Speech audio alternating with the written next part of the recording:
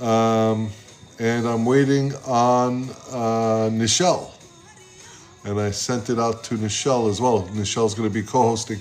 The topic today, that's a good question. The topic today, we're going to be having a discussion with an author. Boyah, there he is, Boyah. All right, my man, I'm going to, how do I send you an invite? I sent you an invitation. Come on up. Oh, this is awesome. So today we're going to be speaking with Boyah Farah, who is an author of this book right here. Can you see it? Oh, you can't see it. I have to get in front of it. America Made Me a Black Man. And I have a bunch of notes in here in this book. How you doing, Boyah? I'm doing wonderful. Good to see you. Good to see you. Are we going to have the camera on, or are you going to keep the camera off? We're gonna have the camera on, no problem. I don't mind. Okay. Yeah, it'd be better. I don't know exactly how to do it. Can you see me? I can't see you. Now I see. There you are. All right. Let's do it. I appreciate that you're reading the book. It's actually wonderful, man. What's that? It's wonderful that that you're putting me on your platform. You read the book. Man, extraordinary. I appreciate you. I'm so happy you wrote it.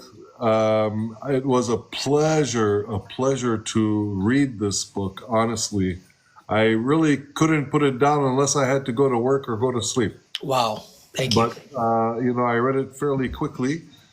It's a very easy read. But for me, it's an eye-opener.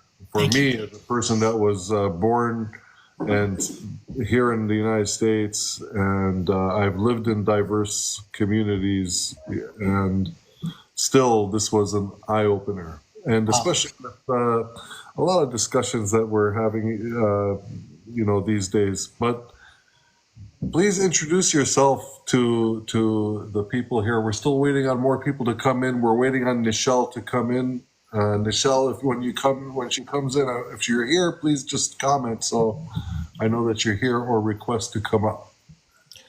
Yeah, my name is Boyah Farah. I was born in Mogadishu, Somalia. I partially grew up with my grandmother in a valley called Nugal Valley.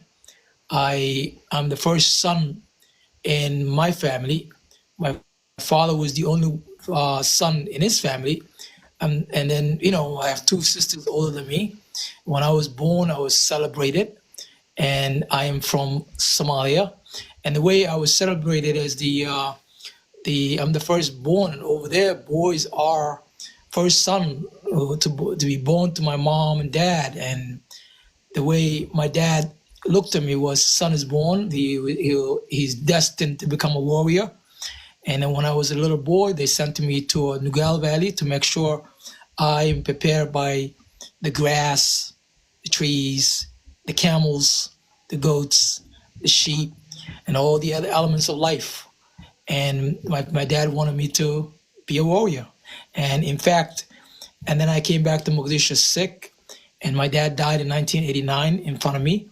And, thinking back, I think he was preparing me for America and the struggle ahead, war, refugee camps. We left Mogadishu and we zigzagged in refugee camps. I've seen war, I've seen, refugee camps.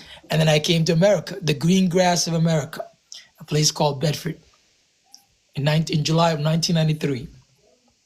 So you've been here about 31 years? 31 years. 31 years, wow. And the sad thing about it is people still think I shouldn't write a book like this because people label you as just a refugee. And, for example, the African Americans feel that I'm not yet an African American. And the Africans think, who are you? You were born. White people asking me, this is not your book. You should be writing a book about how we got you from refugee camps. But this has been my home for over 30 years, and I had to write this metaphorically love letter to America. Yeah, it's a wonderful book. Hello, Smitty. How are you, my man? How are you? How are you guys? So honored to be here. Thanks for coming up. I appreciate you. Of course, likewise, man. I want to say, I mean, I read this book, and to be honest with you, it was very difficult. I took notes about, I have questions about things in here, and every time I wanted to make a note, it was like almost every other page. I said, I got to ask him about this. I got to ask him about that, and I can't do that, or else we'd be here for hours. Wow, thank you. Wow. But if it's okay, there was a page on page 158 of this book. I made a note from almost a little after halfway through this, and I made a note. It says, read this first, and it begins on the previous page below. So I just want to read an excerpt from this, just because it really hit home for me. Never break your word for anyone, he said. Never betray your soul. And here we are talking about who are we talking about here? We're talking about your father, I believe. Indeed. Allah yarhamu. He said, never break your word for anyone, he said. Never betray your soul. Stay honest. Wear your conviction until your last breath. What he told me, I try to practice, and I never break my word to anyone. I remember who I am and what I shall always remain. An African nomad with dark shaded skin who never compromises and who never allows a white American to reduce me to the man of their imagination. I refuse to be used. I am a free man. My imagination is free. My spirit is free. My soul is free. My finances may rest in the hands of white people at work, but my dignity remains with me forever while the long-term value of money is passing. I mean, that resonated with me, to be honest with you. I don't know, Smitty, I mean, hearing those words, I mean, I feel like when I read that, I felt this is probably because I don't have these experiences. I didn't have these experiences, so that's I'm not a black man in America, but it resonated with me because it kind of, for me, after reading this book, it kind of encompassed everything there, right? The way you're treated. Your life at work, because you talk a lot about your life at work in this book and the discrimination that you experienced there, but at the same time fighting this thing to say, no, I'm not going to succumb to how a black man is treated in America, but in the end, America made you a black man, right? Indeed. The way the book was born was basically I was writing a book called Son Carry My Blood, and I wanted to use my life of struggle as literature. But my agent, Alicia Brooks, basically said, I know you want to write something about your dad, and I want you to explore this 2,000-page book, but what are you writing for America? And really, America, I feel my feeling towards America is very complicated because before 1993, I was not a black man, I was an African. And I didn't have the experience that black people in America have. I mean, think about seeing is different than being told. When Miss Parker said, hey, you are a black man in America now, that wasn't mine because I'm like, let me experience America. So once I experienced America, and I blame myself. I'm like, hey, I came from war. This is nothing. Go get another degree. Go get another degree. Maybe it'll put too much love into work. But you're really not a black man in America until you learn to drive. You're really not a black person in America until you get a job, because your job is connected to your livelihood. Your job is to connect to whether your wife or your girlfriend or your significant other is going to stay with you or not. Because if you don't have money, then you can never maintain a holistic family, relationship, apartment, mortgage, car note. None of that will exist. So you really have to have a job, but at the same time, you're the last one to be hired, the first to be fired. And I hated that. And that kind of traumatized me. So, but I have a life of struggle. And I know those who struggle, there's wisdom, I'm a wisdom gatherer, and I came from war, and I wanted to like see if I can write this letter to America so America can look itself in the mirror. This is a very honest feeling. I'm just a witness to like what Black people go through in this country. Yeah. You know, I mean, from the very beginning of the book, you talk about that. The when did you start writing? How long did it take you to write this book? Oh, this book was rather quick. I was writing another book. I vow. One day, I was really traumatized. I feel hurt, but at the same time, I was like, I love America so much. My mom told me don't say anything bad about America. I can't write a book about America, you know. But at the same time, I had this feeling inside of me, you know, that I'm also trained as a warrior in Somalia. So I know war and I know peace, but I do not know racism. But I don't see a physical, you know, enemy at the gate. You know, war is psychological warfare. You know, racism is psychological warfare. So one day my agent said, I'd like to know what you're writing for America, because whatever you're writing right now is too much. 2,000 pages, no one's gonna publish it. Americans care about America. What are you writing for America? And I said, I can write something. And so this book took me about 28 days to write. 28 days? 28 days. Every single day I had to write, every single day. Wow. So I produced like 20 pages a day. You know, because I really had to get this out, you know, because I was overthinking. And sometimes, you know, overthinking can actually ruin your life. And literature can be the escape. Literature can be the therapy. So this is my therapy. I don't know how you did it. I mean, much of the book is like poetry, to be honest with you. I mean, for me, I felt like a lot of it was really like prose. Beautifully done. I want to welcome Nichelle. Hello, Nichelle. Can you hear me? Can you hear us? Yes. Hello. Hello. All right. Hello, Michelle. Hello. Hi, Boyah. Hi, Smitty. Hi, everyone here in the chat. I want to thank you guys. I'm going to do a quick commercial really quick.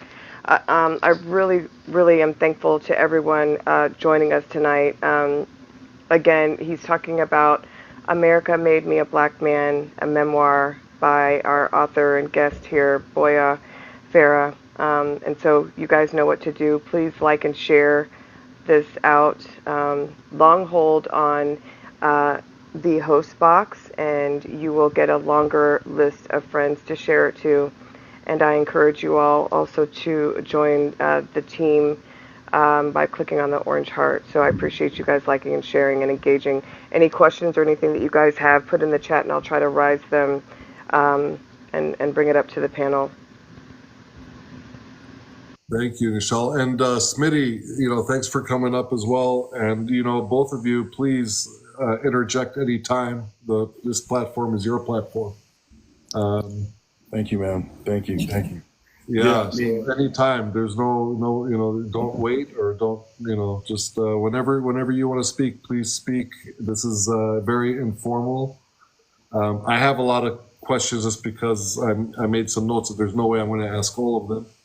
Somebody in the comments, Mo Pesci just asked him about his quote, America made me another disposable, or is it a disposable black body? They're asking me that. I mean, to metaphorically, God made me black. You know, let me put that out. In America, I'm a black man. In Africa, I belong to a tribe. You know, America really, you know, America is the one that actually tells you you're a black man. It's not me who call them. The black people don't call themselves black people. It is America that forced them to be called black people. And metaphorically, the word black does not represent anything holistic, because it represents getting stopped by the cop. It represents getting fired. It represents, you know, like, I'm an immigrant. I only stayed here in this country for 30 years. And I swear to God, I can write another three books about a number of times that I get accused of things I could never have committed, because you're an immigrant. You have so much love for America. You know, you just cannot do anything stupid. But at the same time, you're accused of things, and there's nothing you can do about it, because the cops only look at you as a black man. So those small little experiences makes you who you are, and that's how you respond. Yeah. And that's how you see the world. When I say the book was eye-opening, what was eye-opening for me was that you're coming from civil war. You're coming from a war-torn area in Somalia,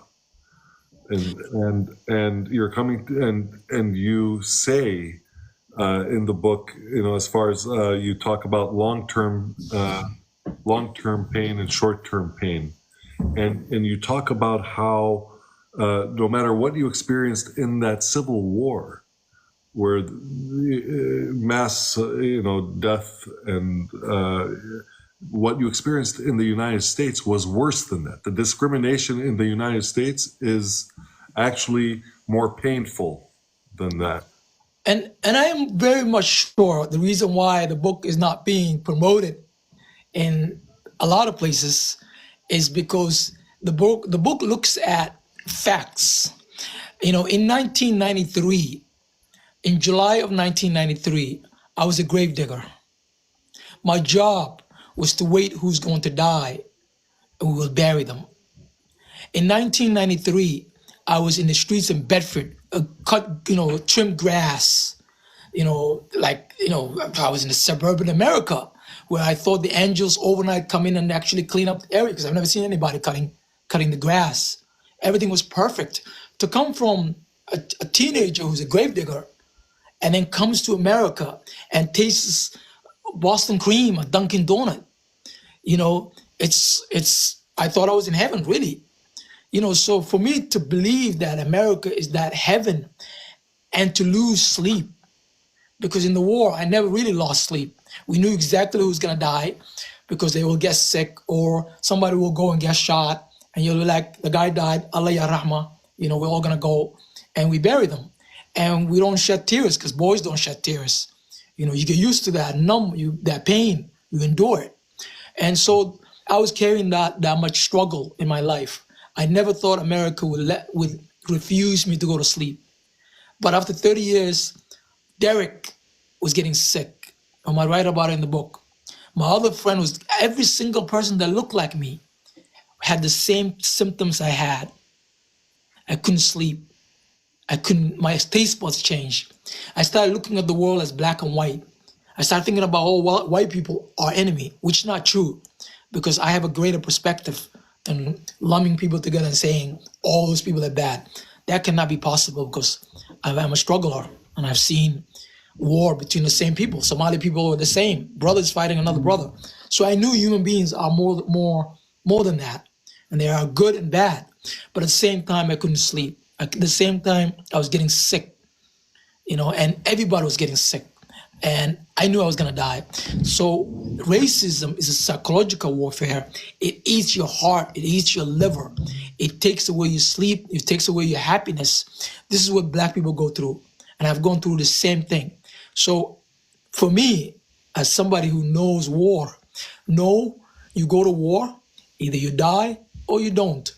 But racism is generational trauma. You can inherit that. You can give that to your kids as legacy. So I have enormous love and respect for the people that have gone through 400 years of tragedy. And I want to make sure this book honors that. Malcolm is my hero. Tupac is my hero. Those two individuals are honored in the book. My father is my hero. My father's honored in the book. The cultural poetry is honored in the book. Death is honored in the book. There's a lot of themes that's in the book that I really wanted to honor. And I wanted to write this book, because I appreciate life, every second of it, because I came from death. Wow. In regards to this death, you write in here, if I could read this real quick, death in war is only short-term pain. The suffering and death inflicted by white people in America are long-term and worse. Their small-minded bigotry produces continuous injury to your body. You cannot sleep, you cannot eat, you cannot talk. You no longer care about yourself. You're afraid of the cops. Fear follows you around. Moreover, you cannot touch the source of your pain. You cannot think clearly. You cannot earn a living. You cannot get up and take a walk without feeling invisible pain. Such injuries take you prisoner. Your body becomes a residence for high blood pressure and diabetes. Nothing belongs to you. No one knows about your injury. You become a perfect candidate for COVID-19 to take your body to the land of the dead. As a child faced with the possibility of or certainty of death in war, I never lost any sleep. But my experience in America made me an insomniac. It's true. I think every honest black person who's highly educated like I am can testify to that, because the more education you gather in America, the more horror you go through, because now you're competing at the office and you're belittled, and it doesn't matter how many degrees you have, you'll go through that, and it's a terrible way to go through that. At least for someone who's as free as the goats in the valley, because the nomads don't believe in a hierarchy. They believe all mankind is equal. My dad used to tell me, look people in the eyes never lie. Tell them the truth and never betray anyone. In America, you cannot do that. There's a hierarchy. If you're a black man, you're not supposed to look white people in the eyes. And I didn't even know that existed, but it's true. And so you're not supposed to do a lot of things that you wanted to do. So it's true. Everything I wrote in there is actually very honest. Yeah, you talk about your friend or your coworker, Derek. I became close to Derek, by the way, when reading the book. Derek had a lot, it seems, to do with you. Him and others were trying to convince you, like, hey, you don't understand. Yeah. You haven't seen anything. You think you're going to have your own way in America. You're not. Because the black people in America, I always call them the American-born Africans in America. They are the knowledge carrier. They know this country more than the Africans that come into this country. So they really are the first teachers of my life. Miss Parker, the only person I didn't actually change her name. I honor her in the book. She's the one who told me, like, hey, this is who you're going to be. And she was a truth teller. Derek used to tell me that, he said, the destiny of the black man in America is in the hands of white people. I never wanted to accept that, because it goes against my core value. It goes against my father's culture. But what he was saying is actually true, because it's connected to that job. You have to maintain that job, to maintain a relationship, to maintain a mortgage, to maintain a vehicle. Everything is connected to work. And if you're denied of that, then partly what he's saying is true. The destiny of the black man is in the hands of white people. You guys want to weigh in on this? Smitty, Nichelle? Sure. Yeah, I mean, I have a lot of thoughts, and I definitely agree with quite a bit of what Boyah is saying. But I also think that there's certainly some nuance, and I love this conversation. Nader, you are an incredible and true ally. Much love to you. This is exactly the kind of conversations we need to be having. One of the things that I would say that I think may get a little lost, right, is that our African American being is an ethnicity, right? We have our distinct language of AAV. We have our distinct culture and our norms and stuff like that. And so, what I found very interesting, and then for me, let me just real quick. My perspective on this too, right? My mother's from West Africa, Ghana. My father's from America. It gives me kind of a window into both sides of it, especially, some of the stuff that Boyah's talking about. I have cousins that immigrated here when they were 10, 12, 18, 20, 25, various ages. And some of them are able to reflect very similar to what Boyah has, and some of them aren't. And it's very, very interesting to see their perspective. I wanted to just mention that as I talk about this a little bit further. I think, one thing that Boyah, you said that resonated with me, kind of on the flip side, you said, hey, I was comfortable in war, but when I came here, I was uncomfortable. And I think for us African Americans, not that there's necessarily comfort, right? But there is an understanding and a knowledge of the system that we have to defeat. And I think there is a confidence that one day we will defeat it. right? Which is why some of our songs, "We Shall Overcome," and some of those, old Negro spirituals going back into, when we were enslaved, are so important to us, because I wouldn't say that we accept our fate in America, right? But I would say that we know what the game is, but we always have this belief and this positivity around us that we will, we will overcome, right? We will get to the proverbial promised land, as Dr. King used to talk about. So, and again, the other thing that I wanted to say too is, again, I think, Booyah, you have incredible perspective coming to the United States and being able to realize that this is a much different game than it was from your homeland, and that's a transition. My Ghanaian cousins, right? When you grow up in Ghana, you either, right, identify by your nationality, being Ghanaian, or your ethnicity, your tribe, as Booyah said, right? And so coming to America, well, now you're black, it's different, right? Yeah. It's completely different, right? And so for people that don't have that perspective, right? Again, on my dad's side, right, African American, I completely understand why that was hard for them to understand, right? And on my mother's side, I understood why my cousins on my mother's side, quite honestly, didn't really understand some of the folks on my dad's side, right? So I was able to get kind of the different perspective. So really, really cool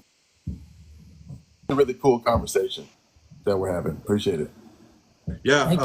Before we move forward, I just want to remind everybody what we're talking about here. Whoops, there it is. Where is it? There it is. America Made Me a Black Man. This gentleman right next to me here is the author, Boyah Farah, and the book is America Made Me a Black Man. You guys need to pick up this book. If you, I don't read a lot. I really don't read a lot. People think I read a lot. They always ask me for book recommendations. I say, okay, I have a bunch of books. I need to read them. But this one I read. It's a very easy read, and it's a very important book, to be honest with you. So there it is. I don't even need to pick it up there. But read the book, and hope that you meet this man, this Thank you. guy over here, so he can sign it for you at some point. Because that's what I'm looking Appreciate it. forward to. But that's what we're talking about. And I want to thank everybody again for being here. Nichelle, if you have any words. Yeah, like Sunni, I have a lot of thoughts. I'm just trying to process. I'll say this. It's so interesting listening to you share your experience about how transitioning or moving here to America made you a black man. And I was talking to my daughter and I was telling her, she's 29, she's a twin, and her brother, well, her twin is a boy. I was telling her about the live that I was going to be on tonight and talking to her about what the book was about. And she kind of had this perplexed look on her face, and I was explaining to her, what your memoir was about. And I remember having a conversation with my younger, her brother. Okay, so they're fair-skinned, and could be perceived as not necessarily black, maybe biracial or of a different race. And I remember us explaining to my son, when you're moving around in these spaces, remember you are still perceived as a black man. You are still perceived in this certain type of way. And so reading parts of your memoir, and by the way, is this on an Audible? Is this for Audible? Yes, is it's it only paperback? widely published. It's everywhere. Target, Okay. Walmart, Audible, Barnes and Nobles, it's everywhere. Okay, I really recommend everyone, however you're able to access, because the perspective really opens up your eyes, and it's not just, it's for everyone. And when you were sharing your experience about the American system, right? I have your interview up here from NPR and some of the questions, and I was going to ask you about Ms. Parker, but you've already talked about her, and about how she tried to prepare you. And it just made me think of those conversations that we had with our son. Regardless, this American system, the system that is America and how it treats black people, having to prepare your children for that, even if you live here, right? So it happens even here or like your experience coming from Somalia. And so that just really resonated with me about how, because I see a lot of people in the comments when you mentioned that not being able to look in the eye of a white man. And there were people, some people kind of going, really? Is that true? And I've said that's absolutely true. That is absolutely true. Not in all places, but that absolutely is true in sundown towns. Even in 2024, we're still experiencing these types of things. And so your story is poignant and it really resonates, and it's for everyone because, like I said, just hearing and your experiences about how the system of America made you a black man, even for those of us here, as my children were growing up, just having to prepare them, like, don't get it twisted, regardless of the color of your skin, you are still going to be perceived as a black man. Like, don't ever forget that. You move accordingly in these spaces. And so I just really appreciate your memoir so much. Thank you so much. Thank you. I mean, I still have the vehicle that I bought at the dealership when the guy asked me, "You're looking at me in the eyes. You must not be from this country." I still have the vehicle. Wow. So it's not like I'm right. This book is not about. It's not. This book is now. It happened. I still own the vehicle. It's only. I think it's only like 7 years old. It tells you that. So it is true. It is part of the culture, which I didn't know. I keep learning about America. Nichelle said something very important, that this book is for everyone, because it will. I think it'll open the eyes of most people, and it will increase the people's curiosity. For some, it'll increase their curiosity, and they would want to learn more about many things. By the way, not just your life in the United States, but also about your life in Somalia and what happened in Somalia. And I mean, I went back and I learned some things about Somalia. I actually went to learn, because when we chatted before in one of your lives, you mentioned about the pirates over there, and I actually went to research that, and I found out something very interesting that I had no idea about. That, and this is just a side note, that actually began because of the illegal fishing that was taking place on the coast of Somalia by big fishing companies that were illegally shipping on the shores of Somalia. And somebody goes out to say, hey, and boards the ship and say, hey, you can't do this. And they pay them. And they say, look, here, just keep quiet. Go back, here's some money. They go, wow, that's a lot of money.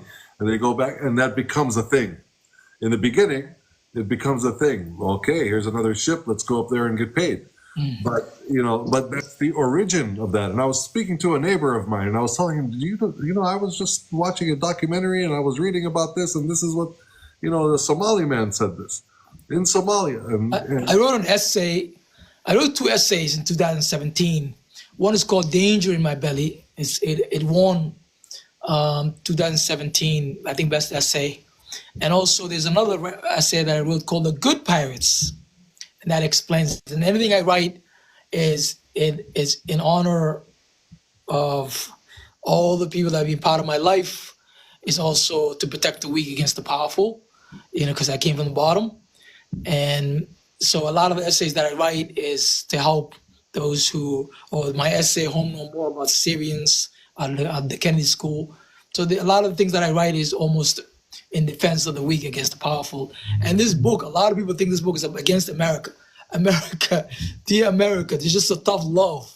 It's a lot of love. It doesn't say I love you, America, but it explains how America is so beautiful. It can make more beautiful if America accepts its totality, all its children. Because it's benefiting from me, it's benefiting from you. I mean, America is made beautiful because all of us. Imagine to be ignored. Imagine if people don't come here.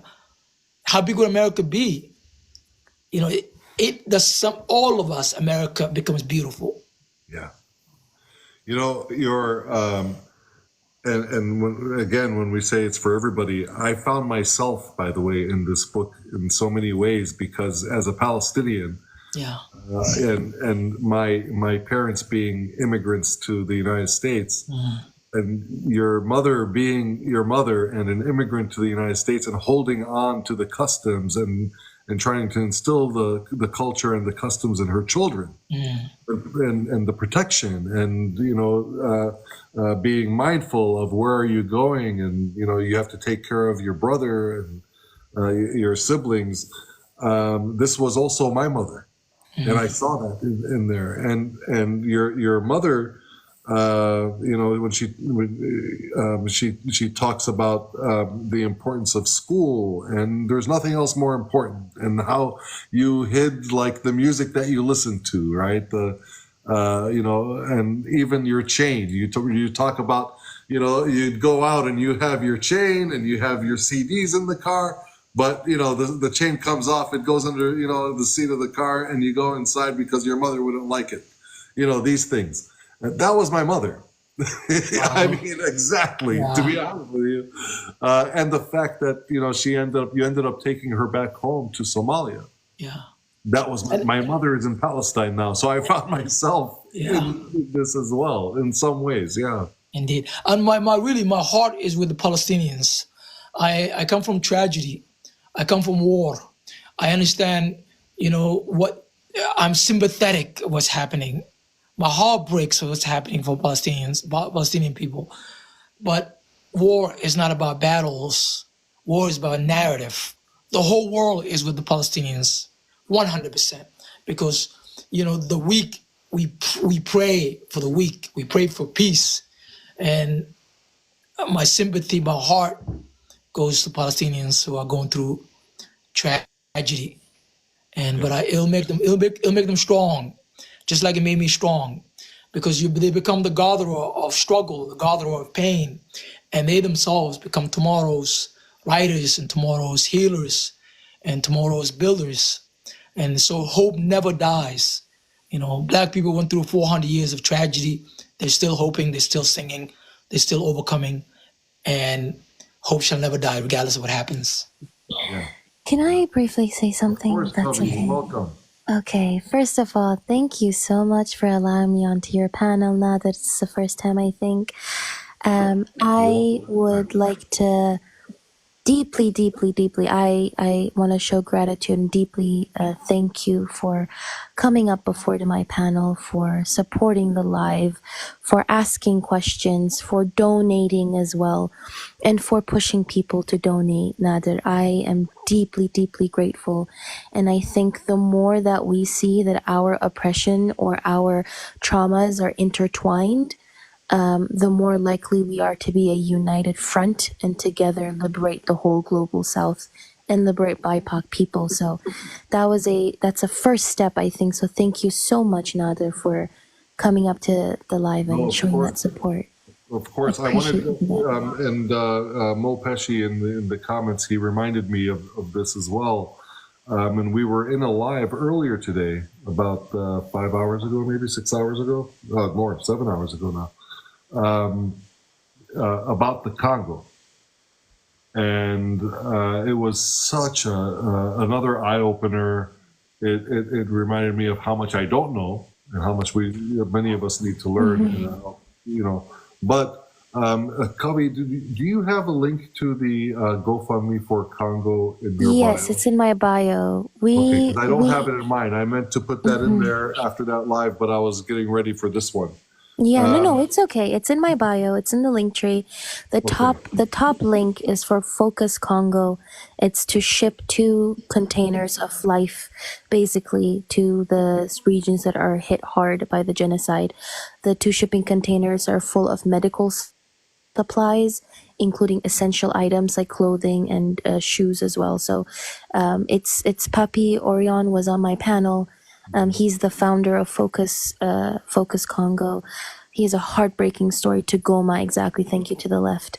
So if you want to donate, we are almost meeting our goal. We did so well today. I think every single person who donated today, genuinely, may you get blessed tenfold what you donated, because your donation is going to go and save lives in Goma. So thank you for that. But it's in my bio, in the first link. Stay up. Just make sure you stay up here for a while so people can, go to your profile and Of please course. donate. We donated earlier. It's in euros, right? It's because the company is registered in Congo and in Germany, so a Yeah. lot of workers are also in Germany. Therefore, that's why it's in euros, Yeah. unfortunately. But That's okay. That's fine. I just, yeah, if you go to the browser, if you open the GoFundMe on the browser, it's gonna switch to English and not gonna be in German. So don't worry, y'all will not get hate crime by all that German. But yeah, I came up here to say to Boya, I am a fellow East African myself, Boya, but I'm Habesha, right? I'm Eritrea, so it's really really nice to see East African brothers and sisters succeeding, like writing a book. Congratulations on that. It takes a lot of dedication and discipline to write a book. So the fact that you did that and you gave us access to your life story, I appreciate you so much for that. Thank you so much. I came up here briefly to address, like, you're Palestinian, Nada, right? So Palestinians in heartland Palestine, 48 Palestinians, are going to have a very different experience than Palestinians in Gaza, than Palestinians in the West Bank, and then Palestinians in the diaspora. And yet, even though all of them have different experiences, they're all subjected to anti-Palestinian racism, regardless where they are.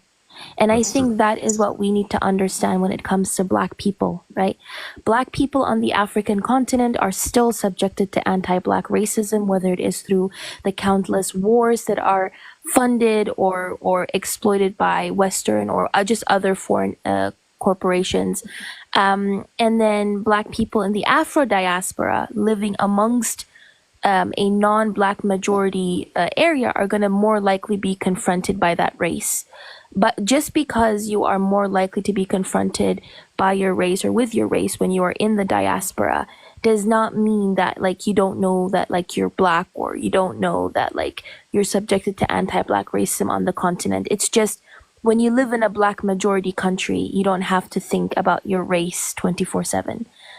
Instead, the anti-Black racism there looks or manifests itself in different manners. It manifests itself through exploitation, through mining companies, through wars, through foreign soldiers, through drone strikes, right? That's how the anti-Black racism manifests itself. So a lot of people on the African continent, I mean, to Boya, you have like Pan-African music from Somalia. From the 1970s and 80s, Somalia was a giant when it came to trying to foster more Pan-African sentiments across African countries, where they used to mention how the colonizer hated Somalis because of their race, because of their Black, because of their skin color, right? So of course, people on the African continent are aware that they're Black. It's just when you live amongst Black people, you don't necessarily think about your skin color because you're in a Black majority country. So I think we need to recognize that, yes, anti-Black racism exists in America. Yes, you're more likely to be confronted with your Blackness in America, but it doesn't mean that continental Africans don't face anti-Black racism and neo-colonialism and all these other isms as well. That's a great point. That's a great point. Yeah, it's true. I mean, indeed it is, because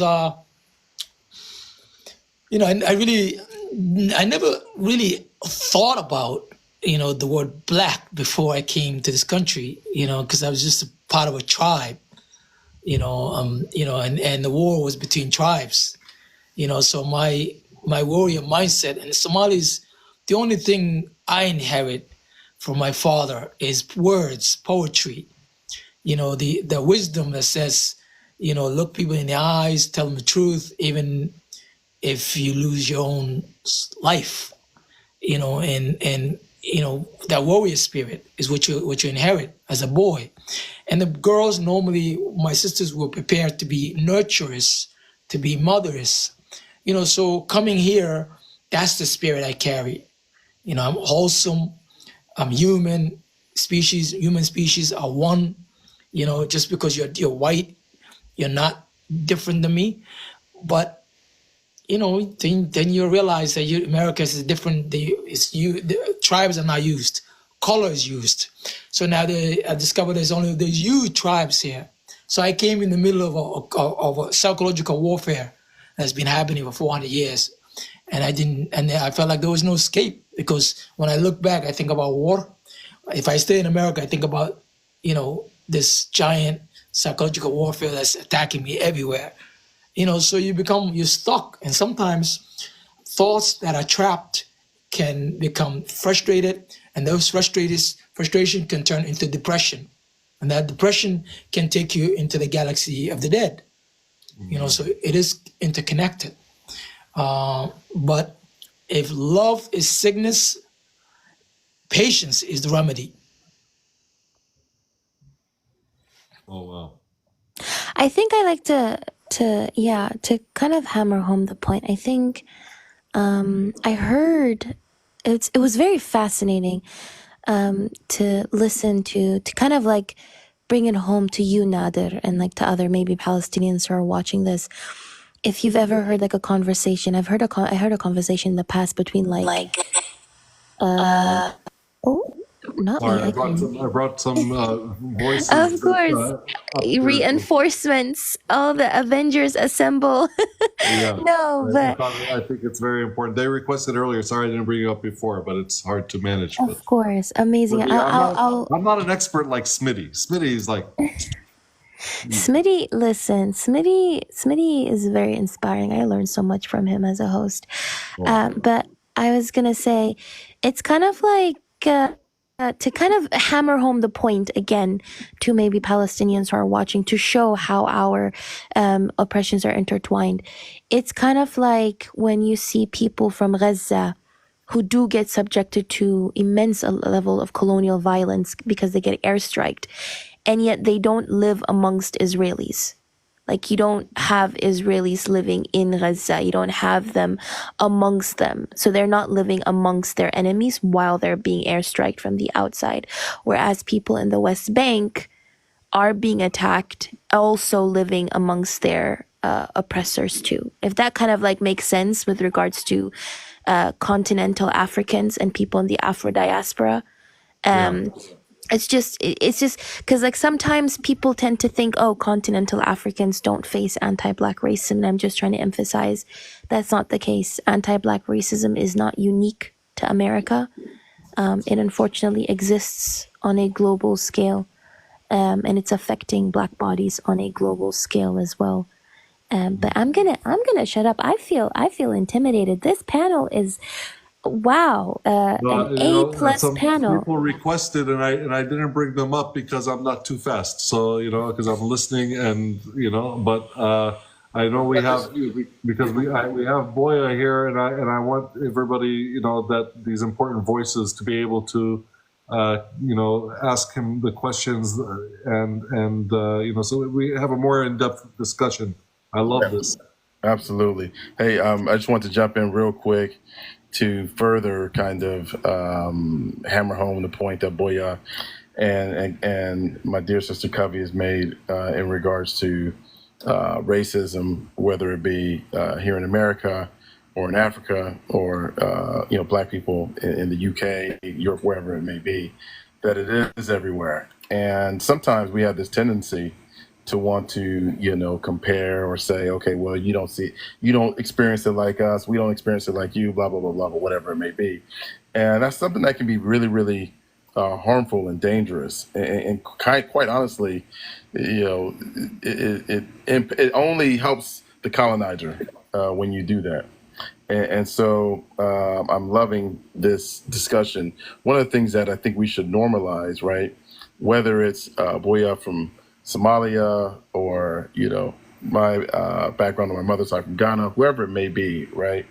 Let's normalize these positive discussions, because one of the impacts of racism, certainly in regards to African countries, is how those African countries are portrayed in the media, right? When you think of Somalia, how it's portrayed in the media, how's it always portrayed? You never are going to see Boyah, right, on TV as the face of Somalia, right? You'll never see Smitty as the face of Ghana, right? You're only going to hear about it if it's some hurricane or some storm or some political turmoil or some new disease or whatever it may be, right? And so these discussions are so important to have. So we normalize the brilliance and the greatness that is so abundant in all of these countries, right? There are so many incredible professional doctors and lawyers and engineers and on and on and on and on from these great countries. And so we have to normalize these discussions, right? And the final thing that I wanted to say is that, again, in many African countries, right, we do experience colorism, and colorism is something that we do have to address in those countries, right? And that's its own separate live. I don't want to go down that because that merits its own separate discussion. But that is something that, in addition to the racism that is faced, both here in America and in African countries, and also in the diaspora, colorism is something that we face as well. But this is great, man. I'm going to be quiet too. I've been up here the longest, so I'm going to be quiet and let other people participate. And the platform is yours. It belongs to all of you. But I want to welcome JBF and Southern Fried Cali and To the Left. And, I don't know what that music was, but I was actually listening to some. Gifts. You're getting gifts. All the people on the panel. What's that? I said you're getting gifts. That's what it is. Oh, I'm sorry. That gift was so extra. Whoever. It's great. It's huge. Yeah, That was A money. WA money. WA money. All the gifters. All the gifters. All the gifters. Here's my suggestion, and I want to give this suggestion, and I want people to think seriously about this. And I have an issue, honestly, and I appreciate the sentiment and all that, but I have an issue with gifts on TikTok because it costs a lot of money to give a gift on TikTok. And right now, there is, if you go to Covey's profile, there is a link in her bio. I would rather that you go there and you donate, even if this is to get aid and food to Congo. And if you go there and you donate, you can donate like $5. You can donate whatever it is, $10. You could donate $100, whatever it is, but it'll all go there. Instead of TikTok, to be honest with you, it's going to take 30% of your money, and it's not going to go anywhere, and it's not a lot. And the person that receives it doesn't receive much. So I would say take that entire amount and go donate it. You're going to feel so much better about, donating and helping somebody else. And that is the quickest way for you to feel good about yourself. I promise you. So please do that. Consider that. And that's what I have to say about that. But man, I have been listening to Somali music all week. It's nice.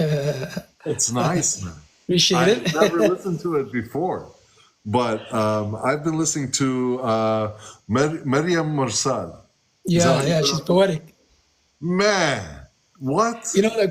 Poetry is the only thing we inherit. So when you're 8 years old, if you don't really recite some poetry, you're really not a man in the making. And boys are not considered boys in Somalia; they are men in the making. But one thing I was going to say earlier was I think racism in other countries are individuals, but racism in this country is systematic, and it's two different things. I've never seen human beings who are racist towards me. I hardly see that. But racism in this country is a system, and that's how you have to look at it, system. And even now that I wrote this book, and even though this book stays honest with America and it stays truthful to America, it shows it's a tough love for America. If you love something, you want to protect it. If you want to protect it, you tell the truth. And I can see that there's a subtle way of actually banning the book because access is important. Any book that's promoted people have access to it. And a lot of the places that I thought my book will actually at least put it out there because the story takes place right outside of your building. They don't do that. They really don't do that. So I can really see that this book, even the number of events that are supposed to go before this book came out, as soon as this book came out, they read it and they're like, oops, this book doesn't belong to us. So I really want the people, especially young people, young Americans, to look at this book from that angle. that this is America that I have seen. I'm not at war with America. I came from death and war and tragedies outside of America. America was just home for me. I was struggling to find a home. Once I found a home, this is what I have discovered. So for young people to have access to this book, it will help America.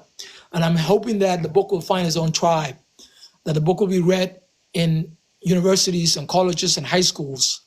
But somehow I can see a subtle way of actually removing the book from the shelves. I was very surprised to find that out.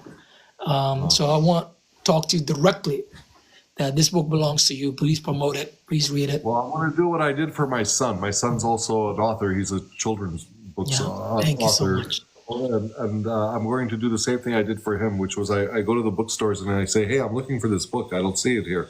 And they say, well, we're going to order a few copies and put it on the shelf. So I'm going to go and ask for your book at these places where Thank it's you not so there. much. Thank you. But yeah, Thank you. but we have JBS, Southern Fried Cali, and to the left here, where do you want me to go first? I can Go to Southern Fried Cali. She wanted to go first, so please, ladies first. Okay, so we'll go go. Plus JBS has to take a break because I just saw him working out a little bit ago. He wasn't alive. He was working out. This guy makes me jealous. Like, first of all, I can't like when I'm looking at him when he's working out on my phone, I have to, like, my wife, she can't see what I'm looking at because she was going to say, why aren't you like this guy taking care of yourself like this dude? Well, she learned something from TikTok other than just talking too much. So I keep that away from her. So thank you, JBS, for coming straight here. I appreciate that. Southern Fried Cali, welcome. Thank you. I'm sorry I sound like crap. I feel like it too, but this discussion was so important, and something Boyah said really triggered a memory for me. And I'll preface this by saying a lot of times in this country, people conflate, being critical of the state of affairs, being critical of the United States, of the systems that we live under in the United States, right? Being critical, that means that you hate America. That means that you're not a patriot. That means you don't love your country. And even more so, that's even more elevated when it comes from a black or brown face, okay? Because you're already not seen as the default setting for an American. You're not what people picture when they think of what an American looks like, right? And we've had a lot of years of programming to understand what the default setting of Americans are. And all you have to do is jump in and, just Google 1950s America, look up an advertisement, and you'll see exactly what the default setting is, right? So that's one thing. But the thing that came to mind for me was a James Baldwin quote. He said, "I love America more than any other country in the world." And that is exactly, it is exactly for that reason. Hang on, something popped up on my computer just as I was saying, I love America more than any other country in the world. And exactly for this reason, I insist on the right to criticize her perpetually.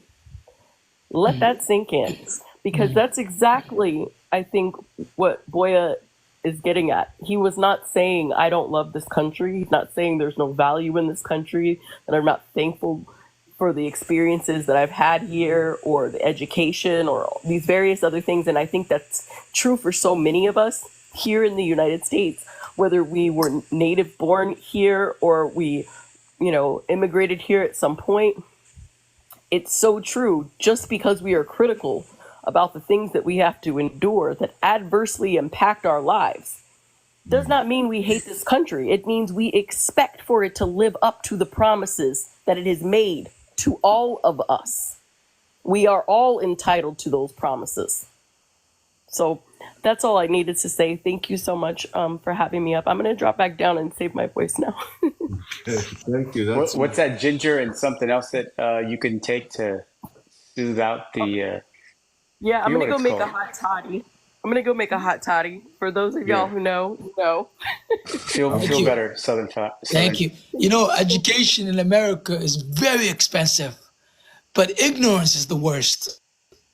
You know, to be educated in the US, I mean, coming from where I came from, you know, that's why I'm conflicted.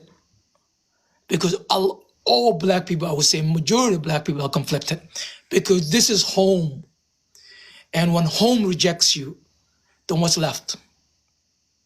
You know, something inside of you breaks. And that's why a lot of kids have identity issue. And that's where you see violence. Because a broken identity can be translated into street violence, you know, when inside of you is broken.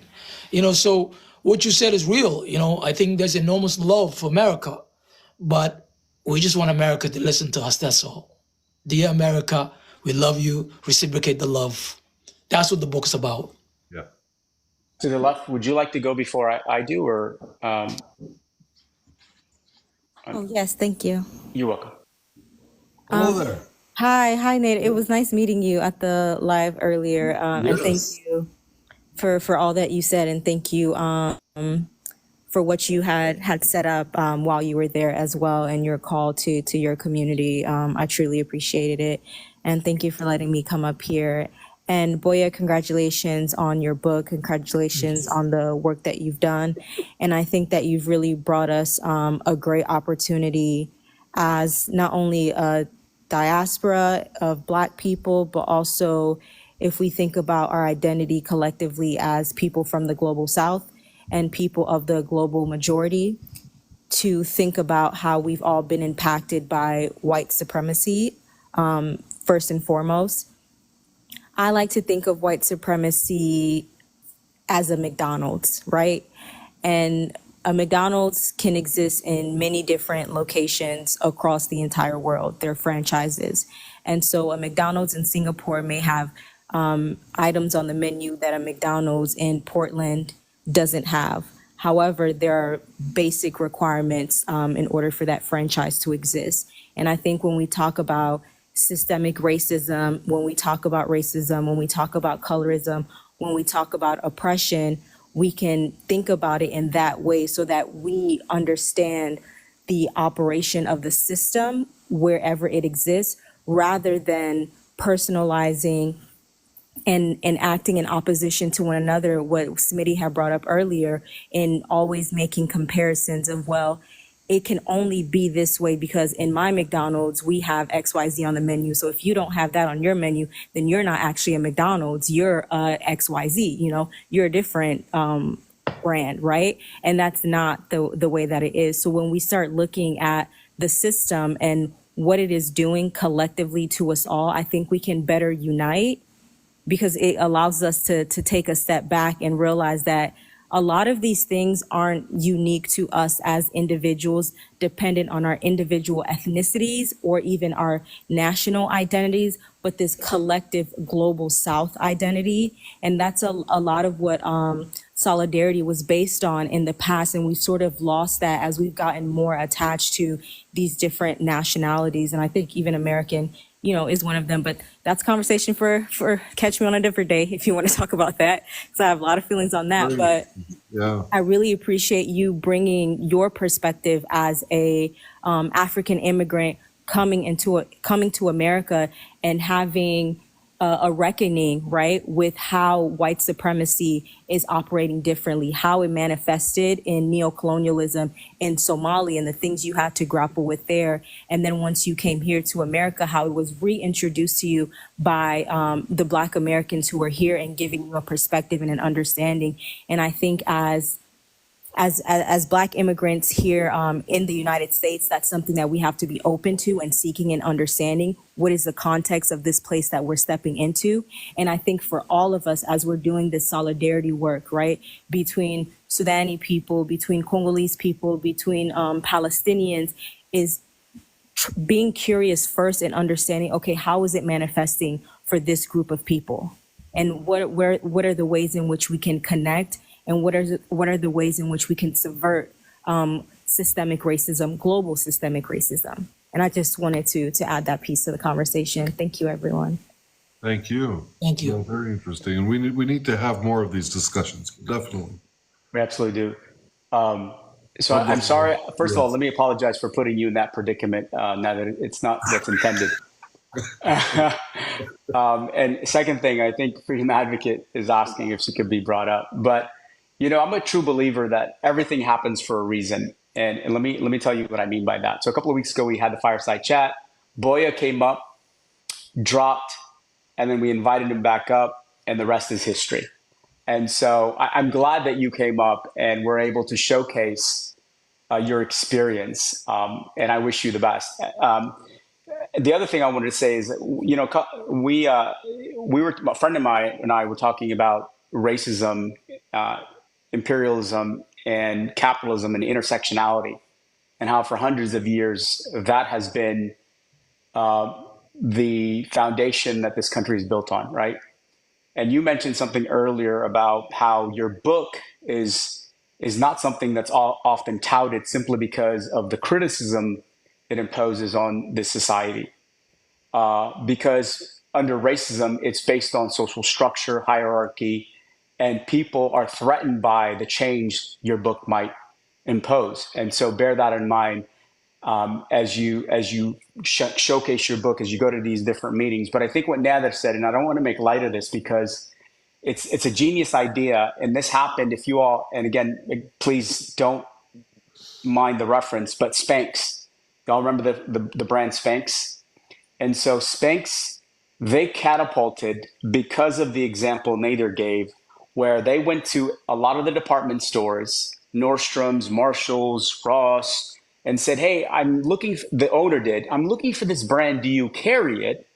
And all of a sudden, she deployed a lot of her friends and family, and now I'm not sure how popular they are today. So don't lose sight of the small things that make a significant difference in the path to this book. And so I wanted to come up and say that. And by the way, you look very dapper. Thank you. I like the suit. Oh, him. Oh, Yeah, I'm talking. Yeah, about me. you look Oh, dapper okay. too. I like the hat too, man. I don't want Man, to. oh, man. But Oh, look, okay. at the end of the day, let's be honest. It looks better than you, me, and sorry, Smitty, I love you, man, but he looks better than gents Absolutely. online Yeah, today. but they didn't see you working out earlier, man. That's a whole different attire. We're all trying to be like you, man. We're always No, no, working out, no. always looking Hey, look, great. I You're always say inspiring us. we're all blessed with a unique gift.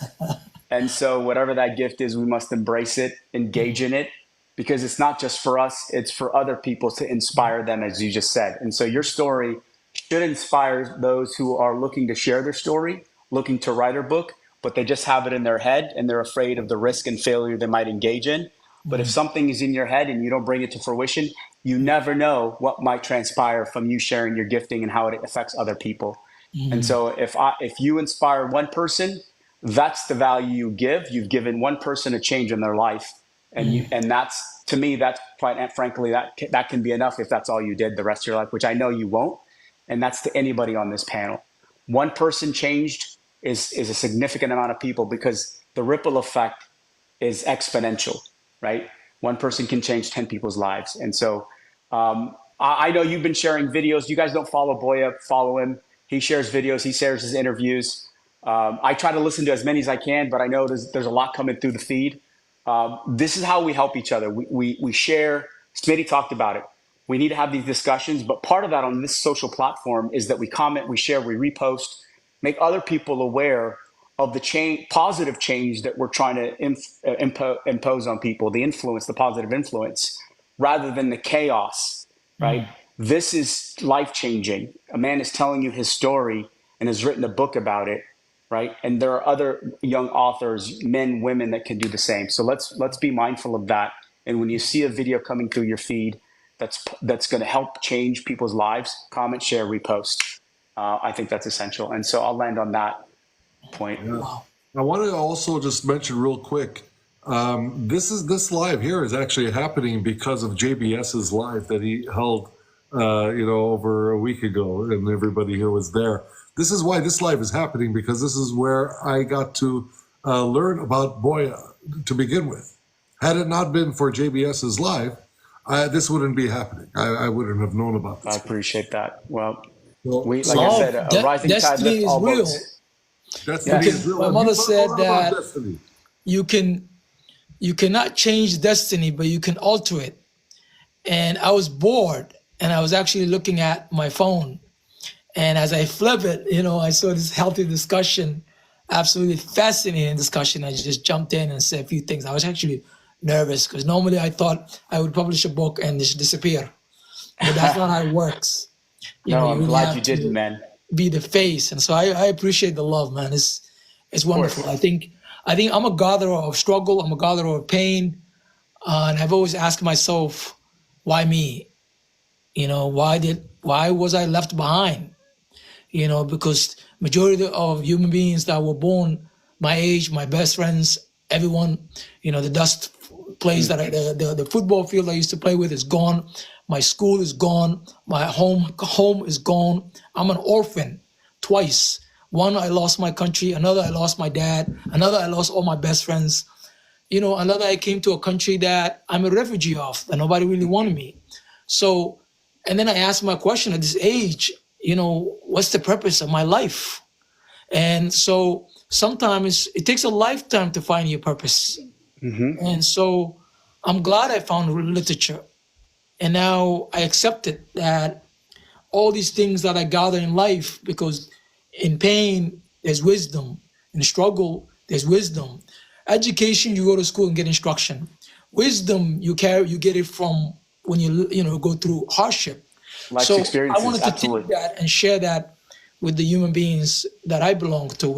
I do believe we're one species, and I Absolutely. wanted to try my best to put this out there and see if I can impact small, like you said it, if I can impact a few people, I'm happy. Let me share this last quote with you, and I've been sharing it pretty regularly with Yeah. people, and then I'll Thank turn you. it to anyone else who wants to obviously Thank you. opine. It's by Seneca. I judge you unfortunate because you've never lived a life of misfortune. You walk through life without an opponent. No one will ever know how capable you are, not even you. So this quote doesn't apply to you, but without the adversity and the challenges of life, you never know what you're capable of because you're often tested. The storms are going to come to you strong. People are going to deny your potential. The roads ahead are uncertain. But the fact that you overcome everything that you have to put this book together speaks volumes to who you are in your upbringing. And the last thing I would say, I'm always reminded God has a plan for all of us, right? The canvas has already been drawn out, painted. We just need to make sure to trust in the process because whatever's intended for you will never pass you by. Beautifully said. Much Right? love. That inspired me to write the second book. And I I'm in can't the can't middle of wait. it, so I appreciate it. But I can never be. I don't think the way America looks at writers is if your book is not doing well, the first book is not doing well, and the human beings are not finding it, and it doesn't find its own tribe, then you don't get to publish another book. It's just the way it is. So I'm hoping this book finds its own tribe, and human beings read it and share it, and and then I'll be able to write other books that I'm excited about that I can write. There's a lot of I do hope I have enormous hope for human beings, despite coming from a terrible place. And it's wisdom. That's all I look at it. I'm happy that I'm still alive. I'm happy I'm still writing. I'm happy that I value small things in life because of my experience. And I always wanted to help somebody because I know somebody helped me. Strangers made me care other human beings. When strangers care for you, then you care for other human beings. And that's how I became an optimist. I Can I wanted to just point out. I say, wanted to point out really quick about the universal themes in your book.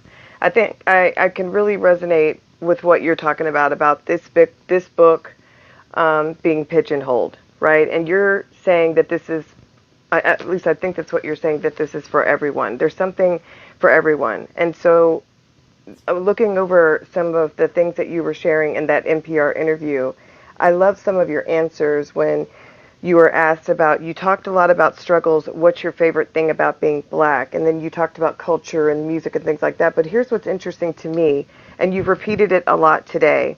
You said earlier that you were an American nomad. Is there any part of U.S. that feels home to you? And you said the American highways. right? This idea of being free. And you also mentioned that was something that you wrestled with coming here, that you were not going to relinquish that sense of freedom that you had back in Somalia. And um, I think that's so important and poignant to kind of talk about. Um, Unfortunately, books like this, like you talked about, especially books when it comes to African American culture, romance books, whether it's sci-fi, it doesn't matter. They get pigeonholed, right? And sometimes they don't reach a broader audience. And so I'm hoping, just as we continue to talk, and I appreciate you, that there are broader universal themes here that everyone can tap into. Everyone can talk about, the different struggles and about fitting in, about being in new environments, having to adjust. I know, and the last live that we had, you were talking about personally about some of the depression, the mental health, the mental issue, just the depression that you felt just kind of trying to adjust, and that's kind of also what led you to writing the memoir. So I see universal themes in your writings, and I'm hoping that it gets shared far and wide, because I'll say it again, I think there's something here for everyone. Thank you so much. Thank you. That means a lot. Let's Thank say you. real quick before we go to Freedom Advocate, I just want to remind everybody we're talking about this book right here, America Made Me a Black Man, written by the author here in the big screen, Boyah Farah. It's a great book. If you can, Boyah, if you could just, some people in the comments are asking how do they get the book. The book is widely published. It's everywhere. Amazon, Barnes and Nobles. It's on Audible. You can actually listen to it. It's a Target. It's at Walmart. If you Google the name, you should be able to see. It should be in your local bookstore. Sometimes they do, sometimes they don't, but they'll order it for you. But you can also get it online. It's everywhere. Can I ask Boya a question if that's okay with you? Please ask me all kind of questions. I was actually preparing myself. I'm asking questions. Go ahead. Yes. Okay. So number one, when I heard you speaking and talking, just with so much flair and passion in your eyes, it just made me realize that you don't even realize it sometimes that you could be a rainbow in somebody's clouds, right? You don't know how many people find themselves stuck in the hurricane or stuck in the clouds, and they would read your book or they would hear your story and you would be their rainbow. So I wanted to say that first thing. And a second thing I wanted to ask to you is who is your rainbow in your clouds? Who is your hero? Because you've gone through a lot of things, and I just found it very interesting as to who do you think your hero is? I think in the book, Malcolm is a guy that I look up. When I read, that's the first book I ever read, Malcolm X. The guy that I used to listen to a lot is Tupac. Bob Dylan. I listen to a lot of Bob Dylan even when I'm writing. Nina Simone. There's a lot of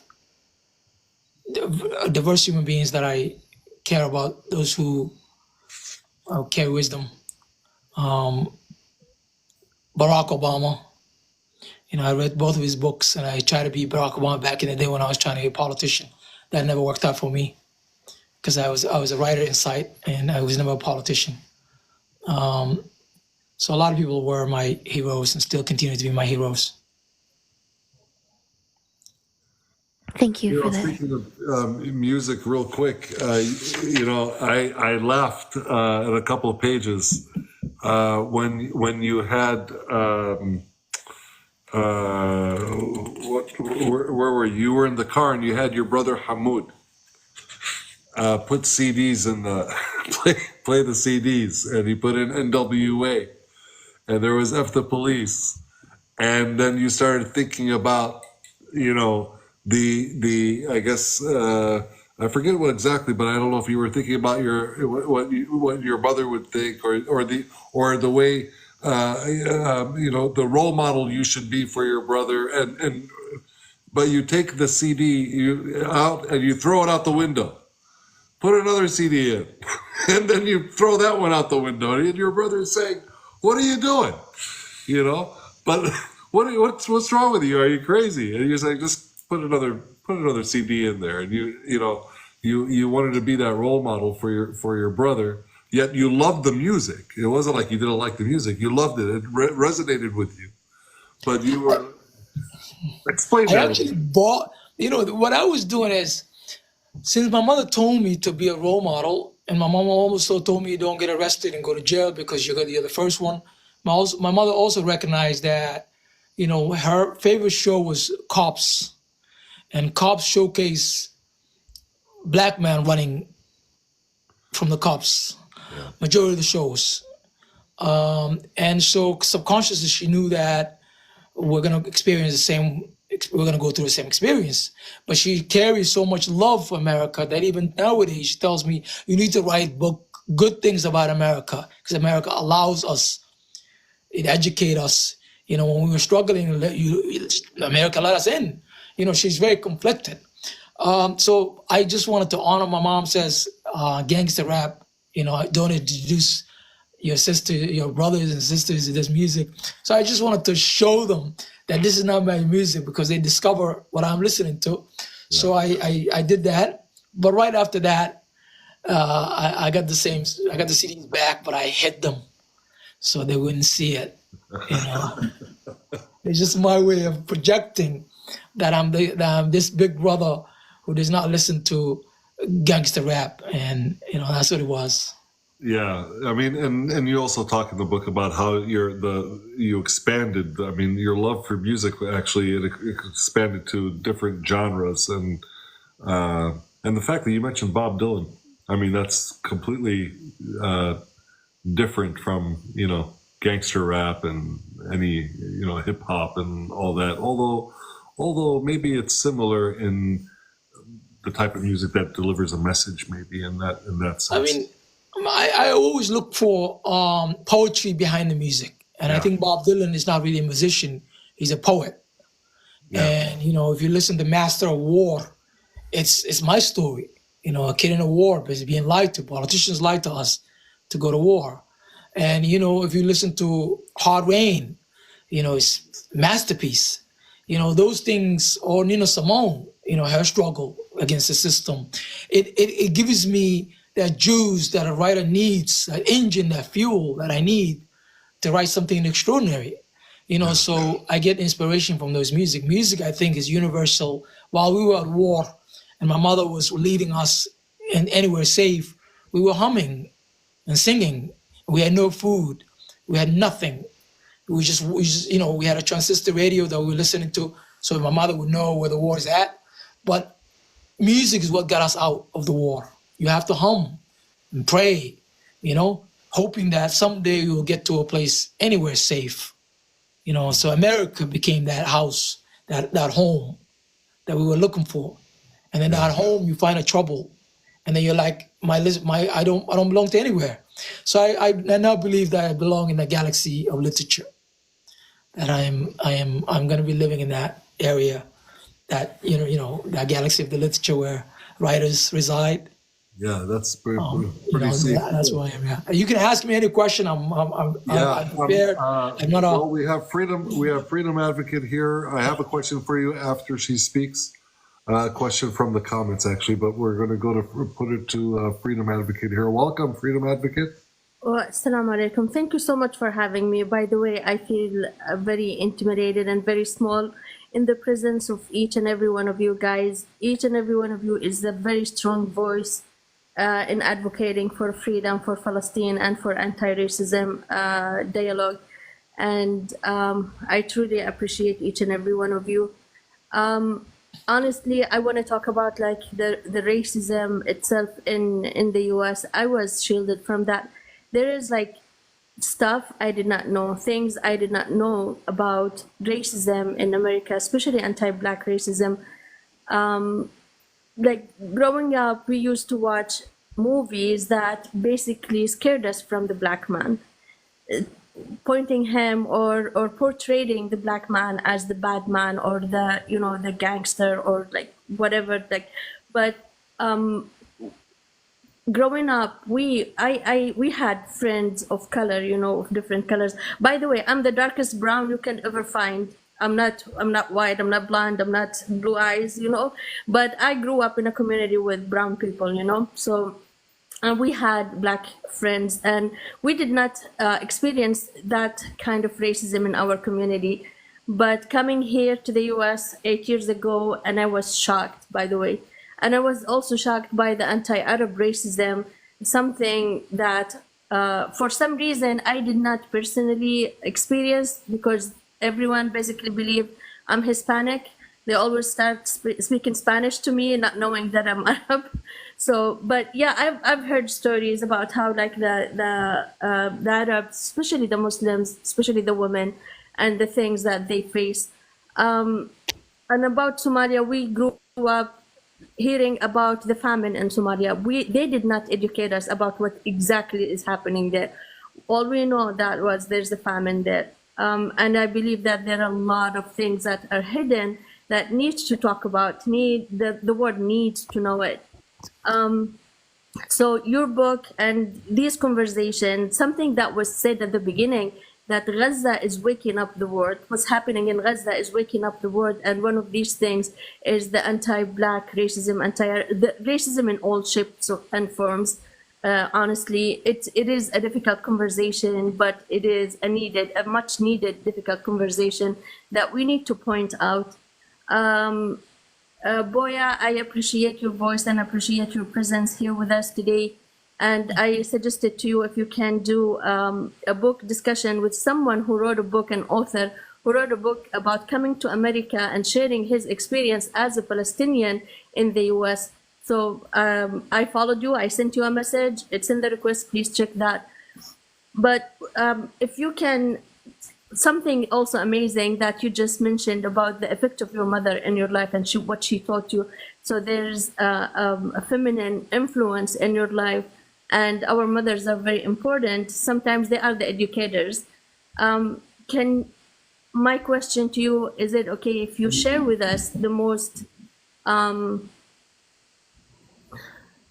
don't want to say shocking experience that you experienced in the US? Where do I start? I experienced a lot of shocking things in my life. I limp. My leg, one of my legs is messed up, and obviously I cannot run. And I was telling somebody yesterday at Starbucks, because I try to revisit all the places where the book took place, because it gives me, like, the story now is alive. Human beings are reading it. So for me as a writer, I feel good if I go to places and just visit. It's almost like a spots for me. I wrote about this and I wrote about that, and it still exists. There used to be a Fleet Bank in Boston. And one time, may he rest in peace, there's a guy that I wanted to pick up his medicine from inside the food master, Stop and Shop. There's a giant place called Stop and Shop in Boston where you go and do your grocery. Inside of it is CVS. I wanted to pick up his medication from there. So I parked my car in the fire lane. And while he's inside and the car is on, I went inside, came out. As soon as I came out, I saw a cop waiting for me. And he said, "You're under arrest, kind of like, I got to take you out. And are you the owner of this car? Yeah, you identified, you've done this. You did something at the bank. Somebody ran out with money." And so I look at the guy and I said, "I obviously cannot walk, cannot run.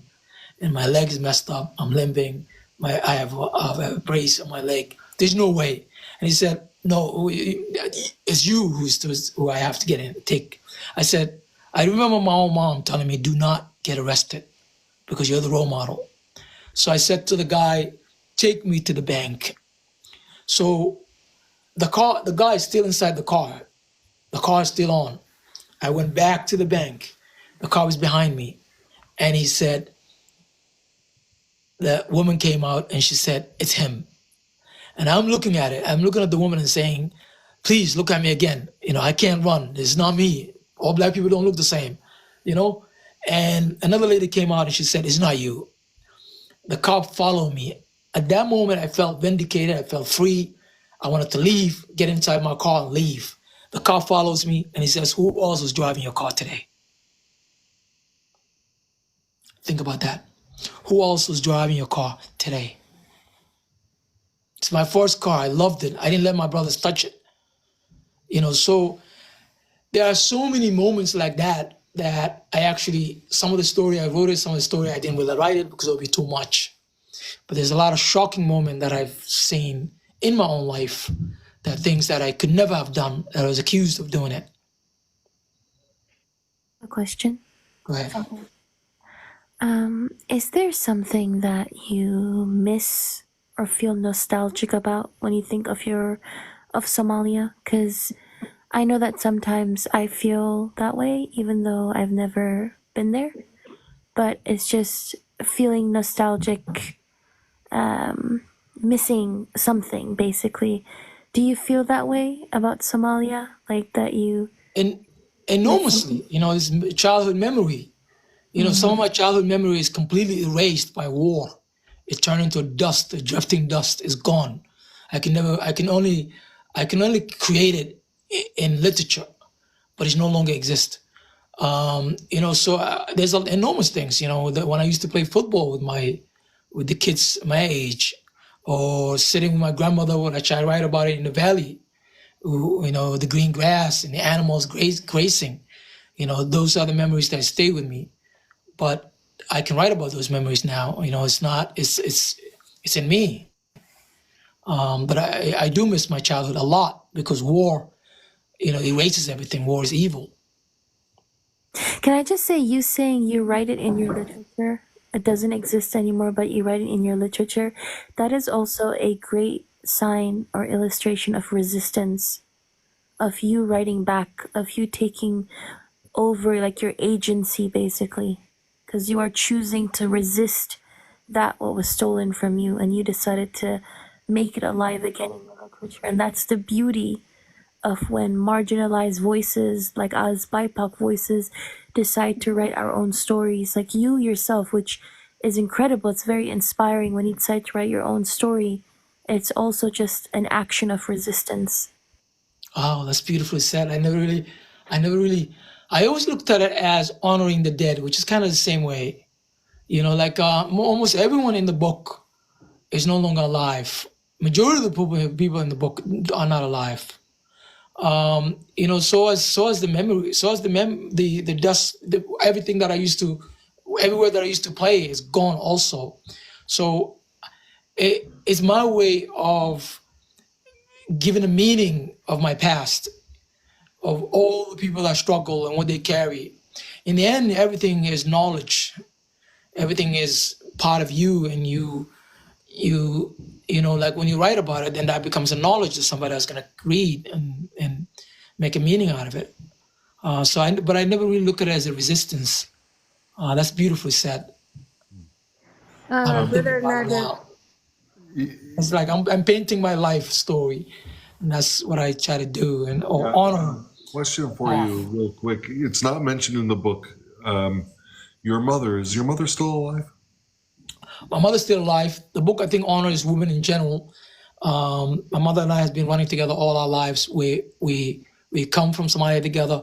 We're going to travel back. We're incredibly close. She's in Somalia now? She's in America now. That's all I got. Back in the States. Okay, because you had taken her back to Somalia, and I wasn't sure. So she's back in the States. We came back together. Okay.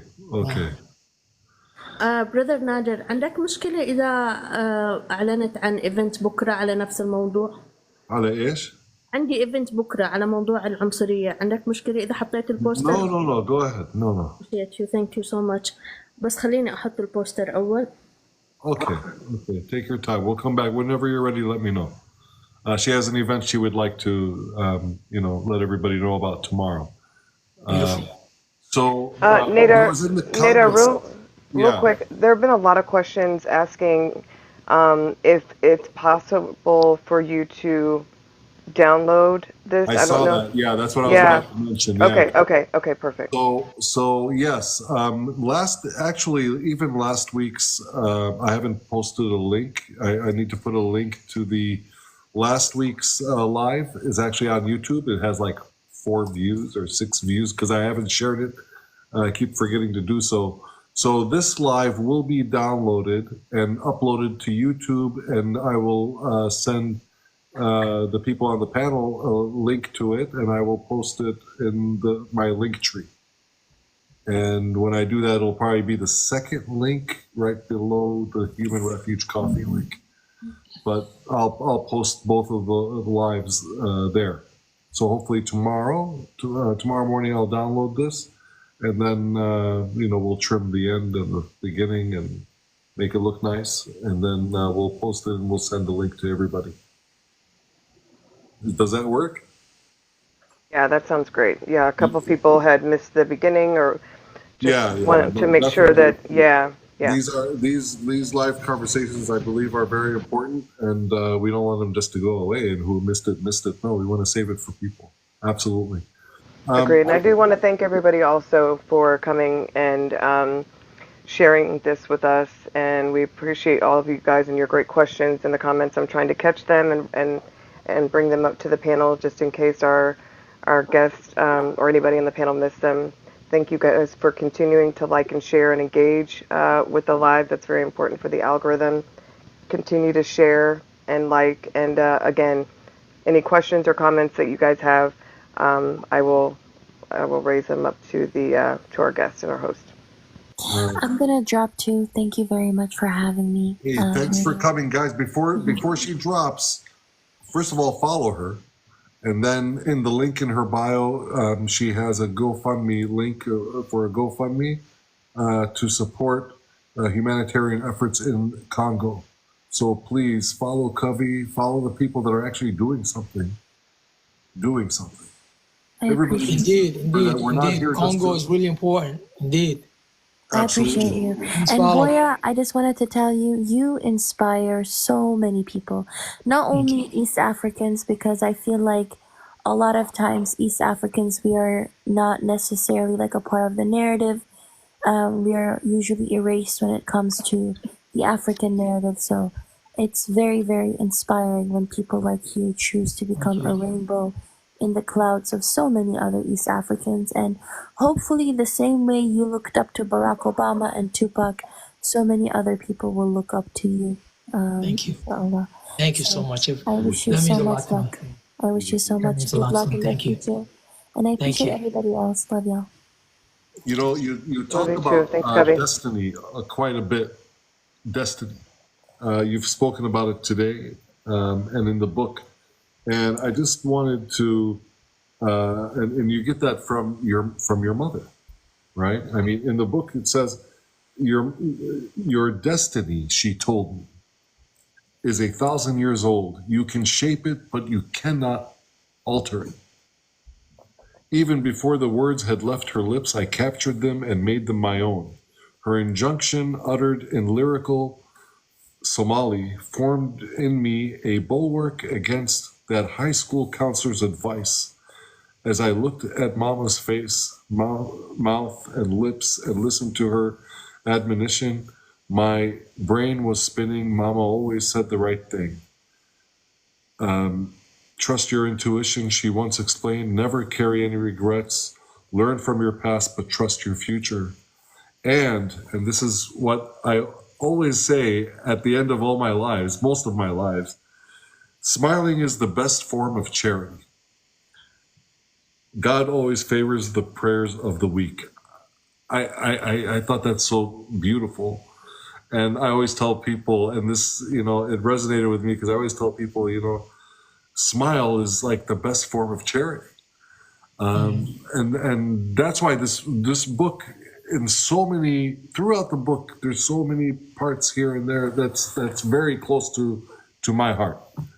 One thing I also want to mention, why this book is important, especially now, especially when we're having discussions, and we see these discussions on TikTok with the pro-Palestinian movement and the anti-black sentiment that has come out after Kamala Harris and all this kind of division and a rift and all this.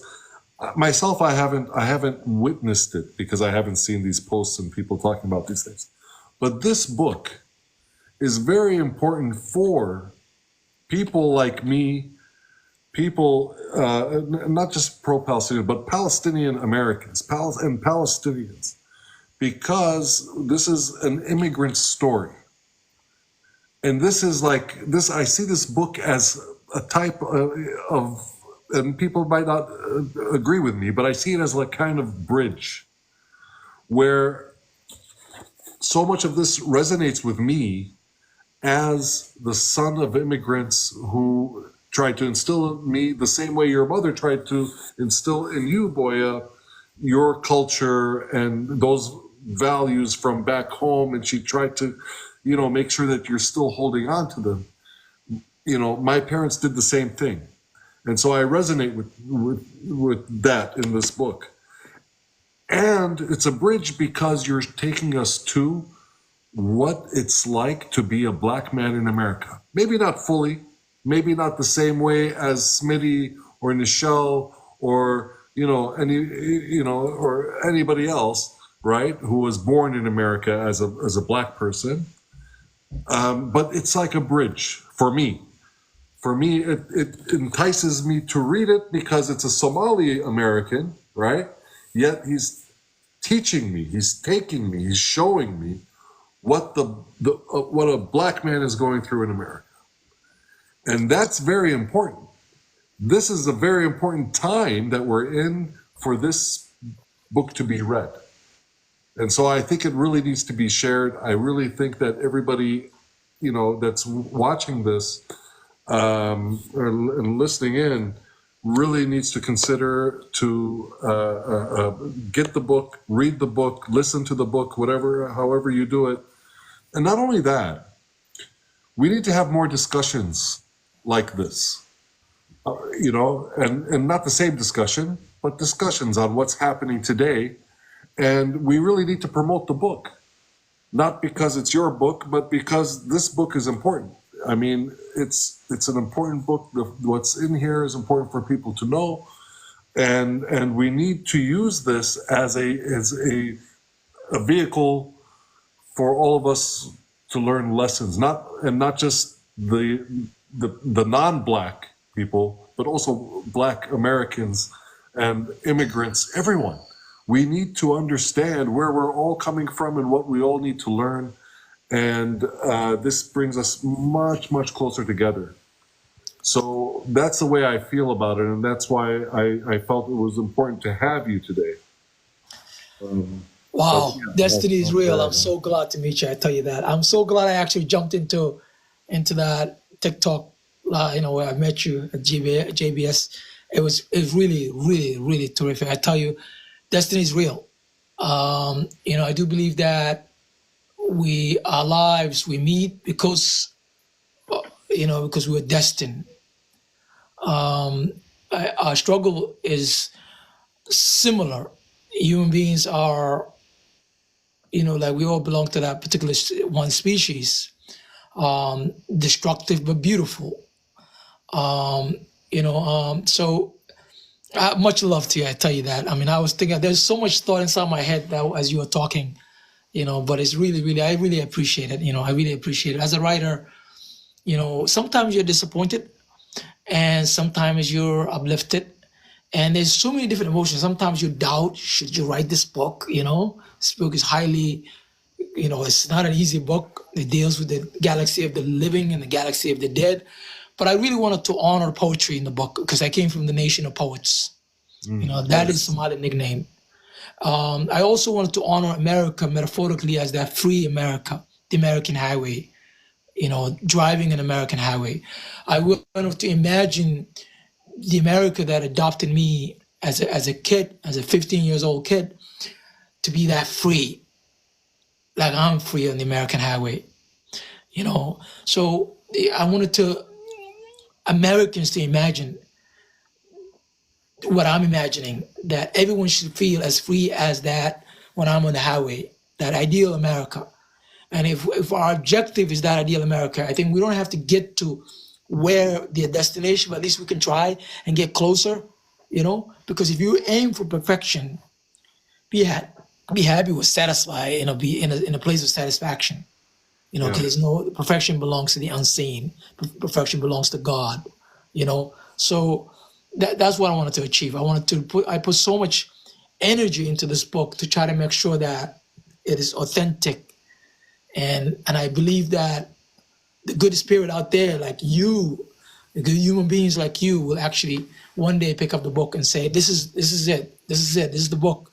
And so I feel like I arrived. And much love to you, and I hope Well, thank you. We are definitely. other human beings feel the same way, and the book finds its tribe. I agree. I think you are. I'm going to read, if that's okay, some comments here. Please do. Yes. So Wavy says, "Keep joining lives. Your story represents many of us." Let's see. Someone said here, Hossam said, "I love all my Somali friends. Somali are amazing people." I would agree. Let me go up. A lot of people are expressing pride. A lot of people feel like what you're saying, just resonating, saying beautifully said. And then, let's see, someone said, Minhaj said, "Brother, we really appreciate you." Yeah, you just got a lot of great feedback. Giving feedback, it's a great live. Someone said, "Please keep being a great example for people to follow." So yeah, a lot of wonderful feedback. Someone did ask a question. Let me get back down here. They specifically asked about the name change. Oh, is it possible to ask about the process of name change mentioned in his book? You mentioned that early in the book. Yeah. My heroes: Muhammad Ali, Cassius Clay, Bob Dylan, Malcolm X. A lot of those individuals that I adore, wanted to be Americans, as free as the American highway. I myself, I wanted to be free. I wanted to write. I wanted to so I follow the footsteps of those individuals who enter history in the way they want it.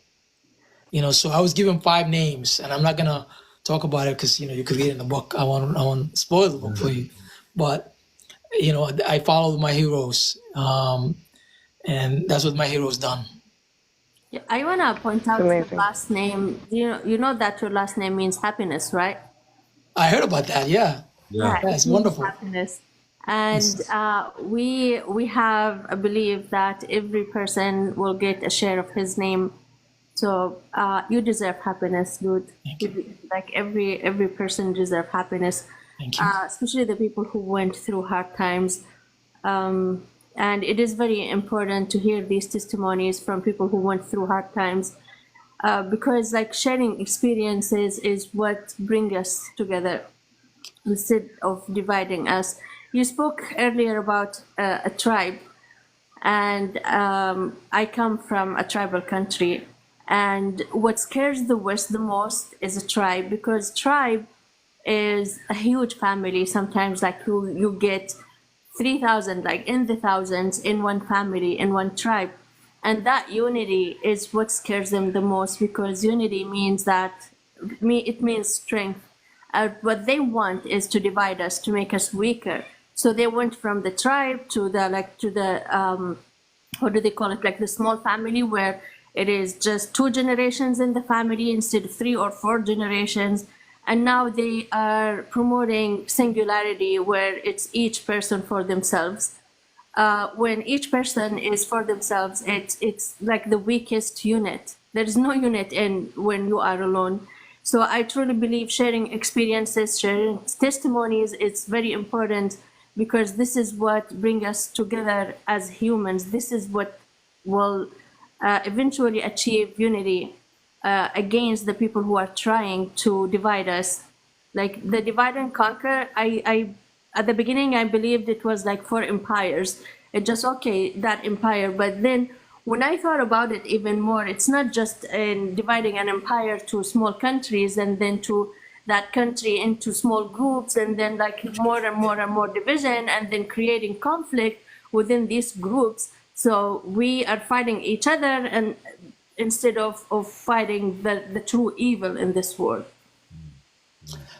I agree. And those Agree. who struggle, there's some benefit to being struggle and human beings. When the wind of war is visiting Somalia, it, Iraq is at peace. When the wind of war left there, Iraq is struggling, and then Syria is struggling, then Palestine is struggling, and one day this country will struggle. It's a human experience. We all struggle. Just because the wind of war or the wind of tragedy and illness is not visiting you, does not mean it will never visit you. You always have to be, sympathetic to those who are struggling because human beings are interconnected. This book the acknowledgement is, I wanted to acknowledge what's happening in Ukraine. Ukraine is not in Africa, but I know that Ukrainians are human beings just like me. The mother from Ukraine is going to walk the same way my mother walked. The mother in Palestine will walk the same way my mother walked, with 7 of us. The mother in Syria will do the same. When the Syrians were running away from the war, I wrote an essay at the Kennedy School at Harvard called Home No More, where I'm telling the Americans the wind of war is visiting Syria. One day it'll visit here. You need to be sympathetic. You need to show love so others can show love to us when it happens to us, because it's biblical. It's history. History is full of that. So you always have to be humble enough to remember, what other human beings are going through, including your own neighbor, a neighbor next to you. Smile. Smile is the smallest charity you can give somebody. So that's what wisdom of struggle taught me. So if you're struggling, you're learning. Yes. You're learning, really. That's why African Americans contribute the most in the U.S. Sports, culture. It belongs to them. Why? Because they struggle the most. 400 years of struggle. That is. Wow. Sorry, I unmiked and I'm speechless. That is incredibly. That's deep. I think that's something that everyone needs to take a step back and consider. That struggle eventually will come your way, and to be sympathetic and be empathetic. Just because it's not happening to you in this moment right now, to expand your worldview. I think that was just beautifully said.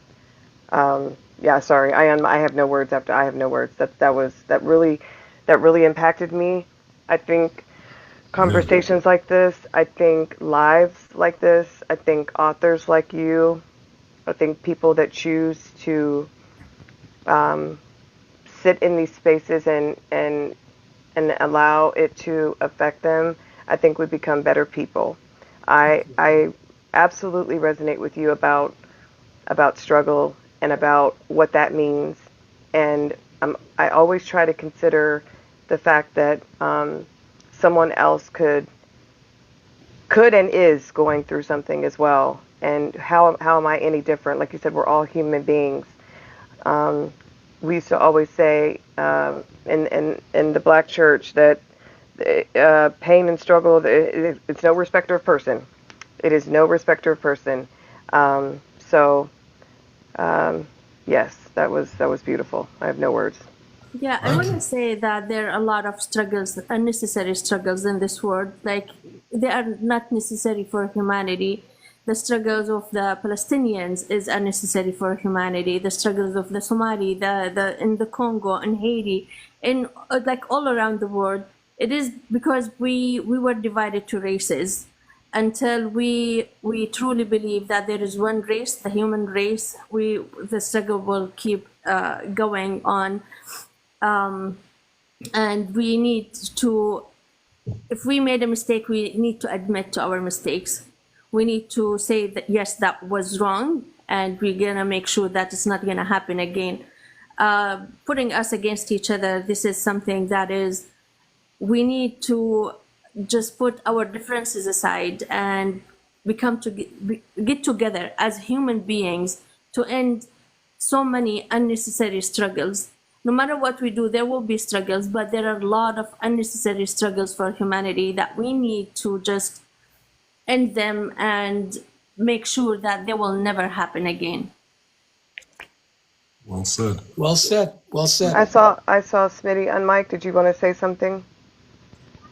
Yeah, no, just real quick. I agree with everything that you guys have said. There was a time not that long ago that I didn't know that much about the Palestinian struggle. And when I started to learn more, right, and started to run lives, that was one of the first things that made me see the similarities. Is because through struggle and through strife comes love and comes acceptance, and it is very much the same in the African American community.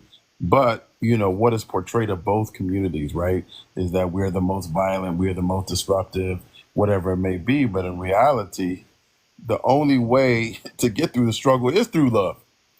That's the only way you're going to get through it, is through love, hope, and optimism, that someday, you will overcome what you're going through.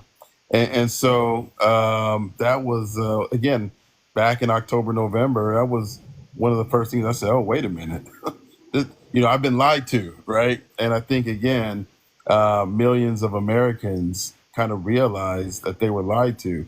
And it reminds me of this great quote from Martin Luther King, where he says, no man can ride your back unless it's bent, and it's time to straighten your back up. And so when you hear something that's not true, right? When you hear something that, has condemned you, right? The only way it will continue to condemn you is if you, bend your back. So now, again, all of the people, right? We're getting this knowledge, we have learned, right? Now we must continue to press forward. Let's those of us who haven't got this young man's book, I'm gonna go get it as soon as I get off of this live, right?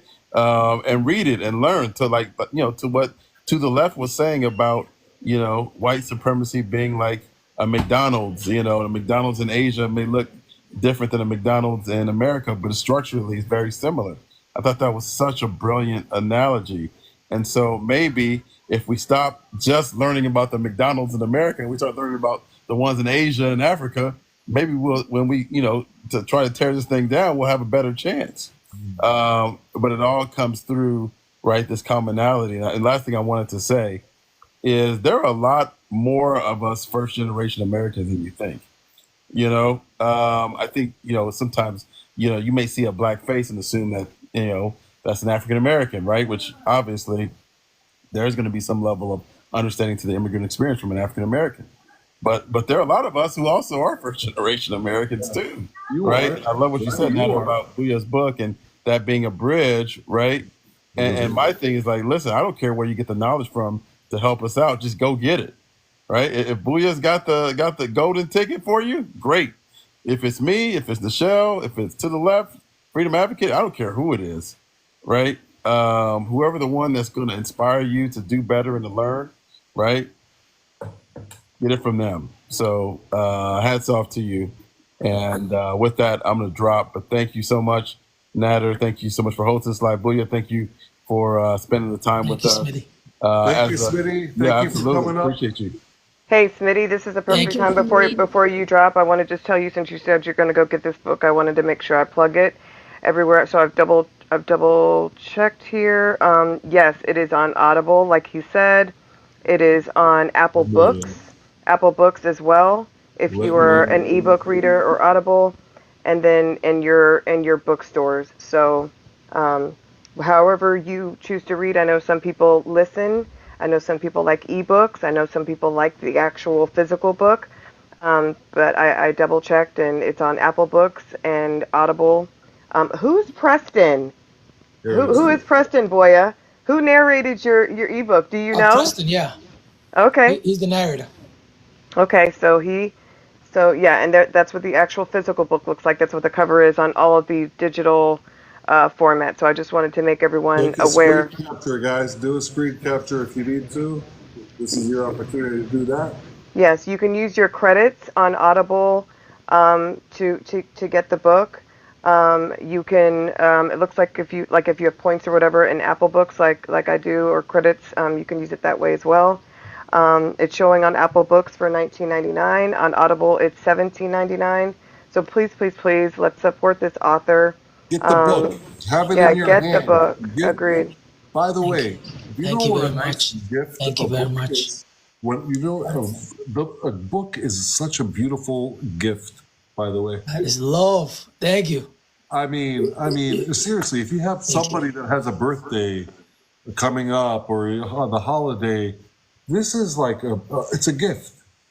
You give somebody this book, they're going to be so happy because this is a very, first of all, I mean, you're captured by the title right away. Like what?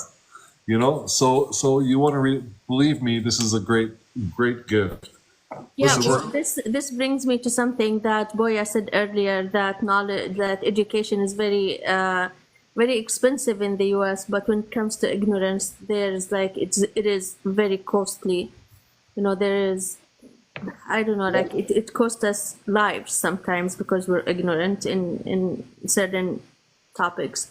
So again, this is why it is important to have these conversations. It is important to learn each other's experiences and struggles. And Brother Nader, I'm ready whenever you are. yes, please share the information about your event for tomorrow. Yeah, can I get big screen, please? Yeah, of course, absolutely. Thank you so much. And then after that, we're going to wind down after this announcement. There's one more. I don't like. I mean, look, I could read the whole book to everybody, and I don't want to give it away. But there's a small paragraph that I do want to read at the end of this, and then we're going to give the last word to Boya. And go ahead, Freedom Advocate. Thank you.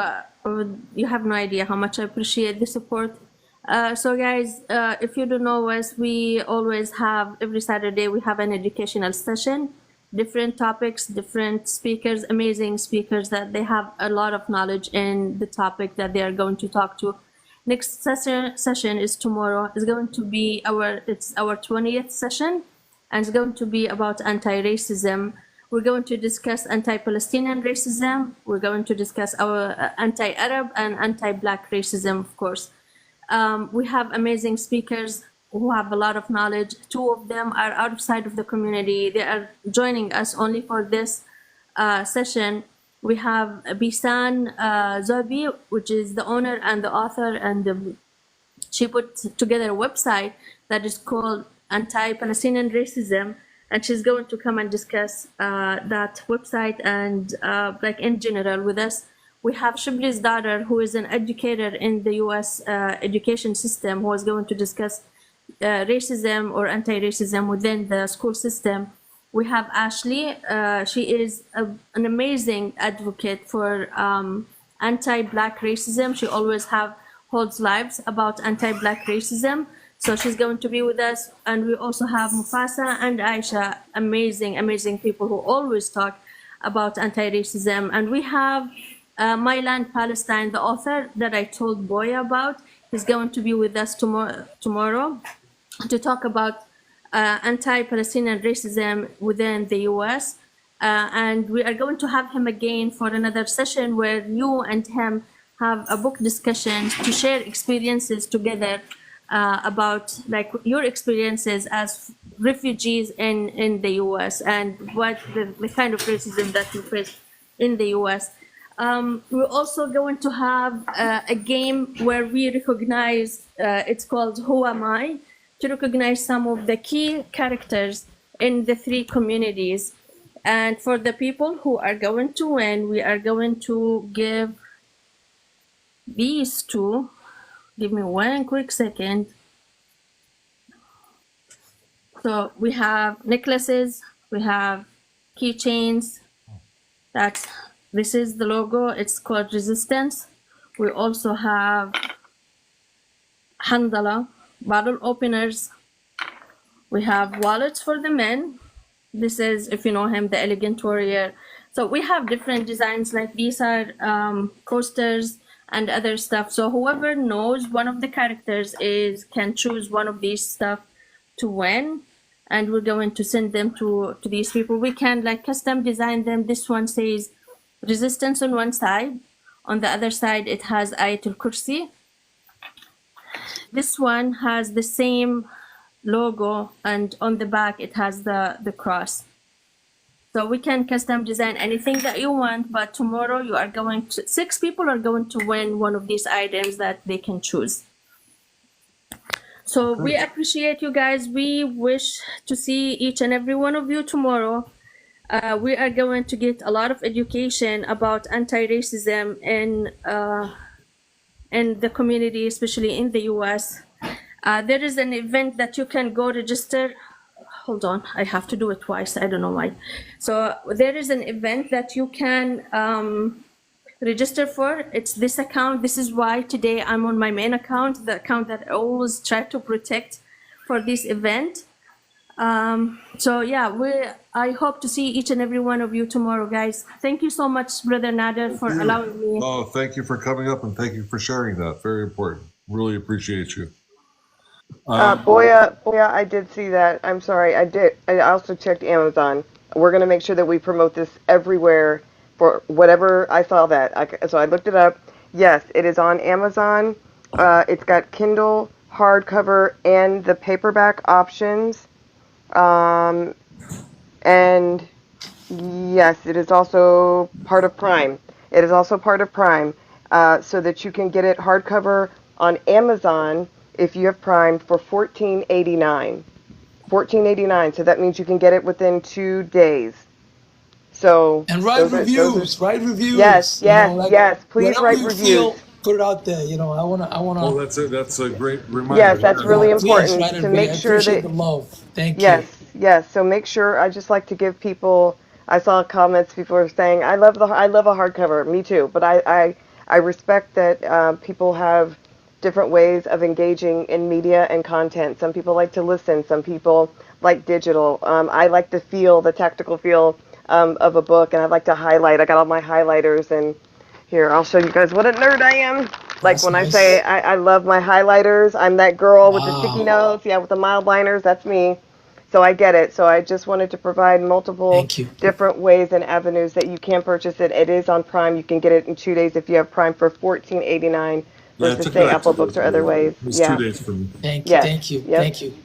I Appreciate ordered it. the night of JBS's live when I first saw Boyah there, and like the day after, 2 days after that, I had it. Okay, good. Yeah. Yeah, can I just point out information that I forgot? People are asking what time is the event. It is it's at 2 p.m. Eastern. It's 1 p.m. Central and 11 a.m. Pacific. Thank you.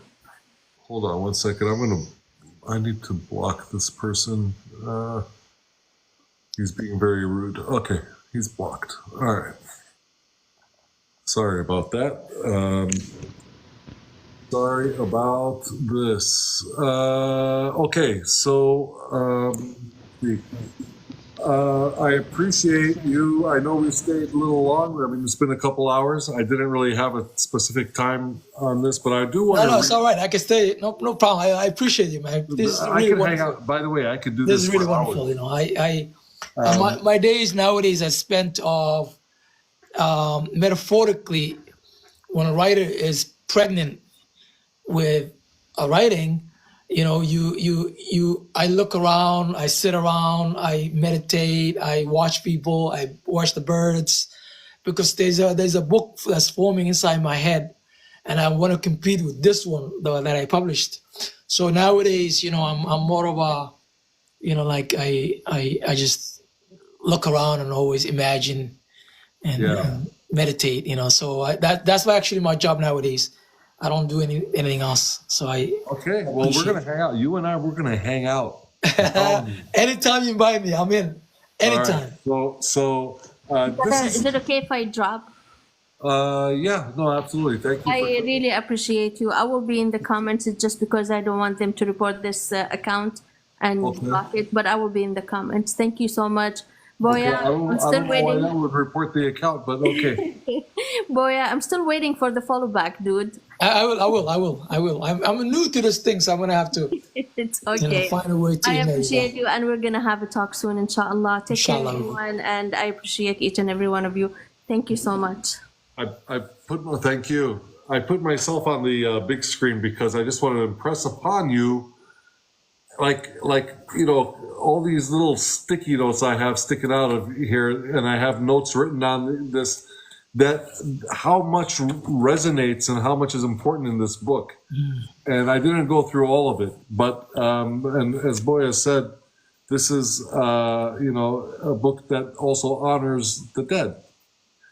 And one of them is Derek. I mean, of course, your father is in here, Allah yarhamu, but you also have Derek in here. And this, and this is what I say eye-opening and it'll be eye-opening for many people, but for me, when you talk about Derek and this last paragraph towards the end of the book about Derek, Derek, when he passes away, I don't even want to say how he passes away, but when he passes away, America got Derek. I lost him to America. How many times do I have to lose something? First, I lost my father and the dream of seeing him grow old and turn gray and pass on his wisdom to me. Then I lost the country of my birth, washed away in the blood of my childhood friends. And next I lost my very identity, my manhood, in the trimmed green grass of America. Derek is gone. I cried, by the way, when I first read this. I had tears in my eyes because there's so much there in that one paragraph. There's so much there. I mean, America and your life in Somalia, and without even saying it in between the lines, is this, the war in Somalia, and there's so much there. And when I say this book is for everyone, in that paragraph, it's for everyone. I mean, we're talking about America got Derek. Derek is a Black American, of maybe 400 years in America, right? And this man, Boyah, he's an immigrant, a refugee that has experienced war in another country and has been affected by it and has experienced loss there and here in America. I mean, it's very, very powerful. And that's why I say everybody needs to get the book. I'll be honest with you, this is a book that should be required reading in many schools. I mean, this is that kind of book. For me, this is the book that should be taught, that should be like, if I was a teacher, if I was an English teacher, if I would be, if I was a history teacher, to be honest with you, or a social studies teacher, I would want my students to read this book. At the very least, suggested reading, or an assignment, anyways, it should be in all of the schools, in the school libraries. So I appreciate you for that. I believe that we should have more discussions. I appreciate you a lot more. I tell you that. Destiny is real. I appreciate it a lot more, really. There's hope. Love is real. Death is real. The sky is real. God is real. If the night is long, day is coming. Metaphorically, if darkness represents what Palestinians are going through right now, light is coming. Nothing stays the same. Which means when I was writing the book, it is hard for me to say the book is great because I wrote it. Yeah. But when you say it, then I feel accomplished. I'm like, okay, yeah, I wrote a good book.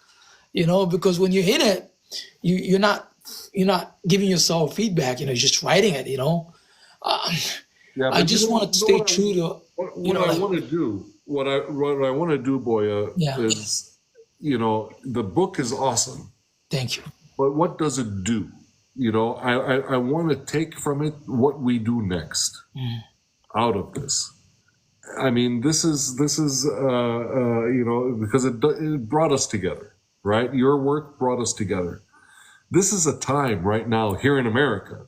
This is a time where we are having discussions, good discussions, very good discussions about in my case, and Michelle knows this, and Smitty has hosted these lives between Palestinian Americans and the pro-Palestinian community and the Black American community, and talking about anti-Blackness and very important discussions. And I would like to create something that shows people that have like maybe some tension in their head, or some doubt in their head, that no, this is something that can bring us together, and we need to understand one another, and we need to work with one another, and we need to live with one another. I mean, we're living with one another anyways. We're here. And what do we do next, right? What are we going to do about it? You have a problem? What are we going to do about it? How are we going to do? So I'd like to have more discussions like this, because people need to understand what people go through. If I understand what you have been through, and I can see myself in it, by the way, in so much of this book, I actually see my own experience as a child of immigrants and people who have experienced discrimination where they lived. And so we have a lot of similarities.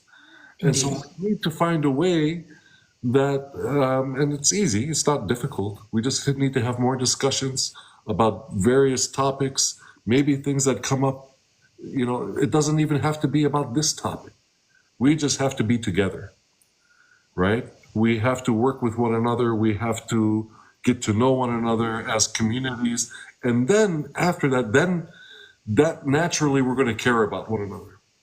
So and that's what I think is lacking, is actual real caring.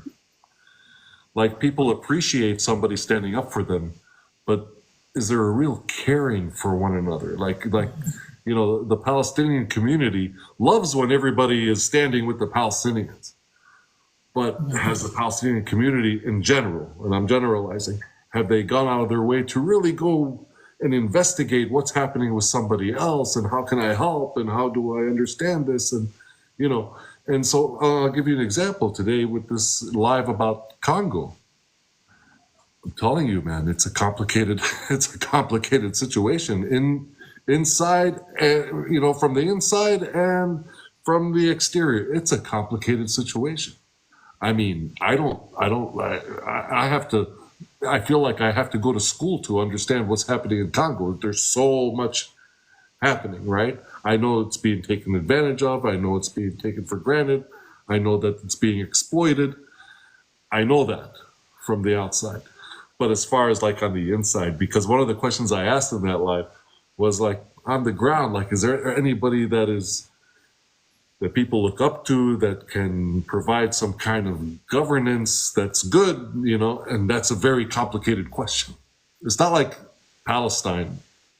Palestine, there's an enemy, like we have an enemy, the Israelis, and that's it. I mean, pretty much that's it. Yeah, the Palestinians have some divisions, but it's not 400 different groups, right? Sure.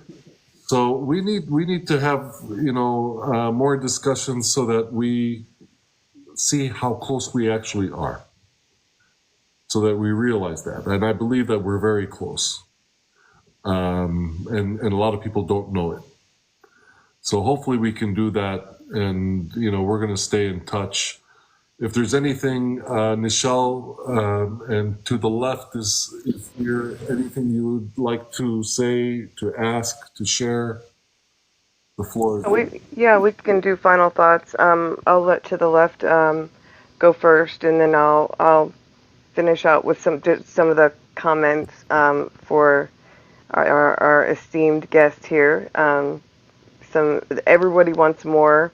Someone has suggested to pitch this to a movie studio. This would be a great movie, your story, your book.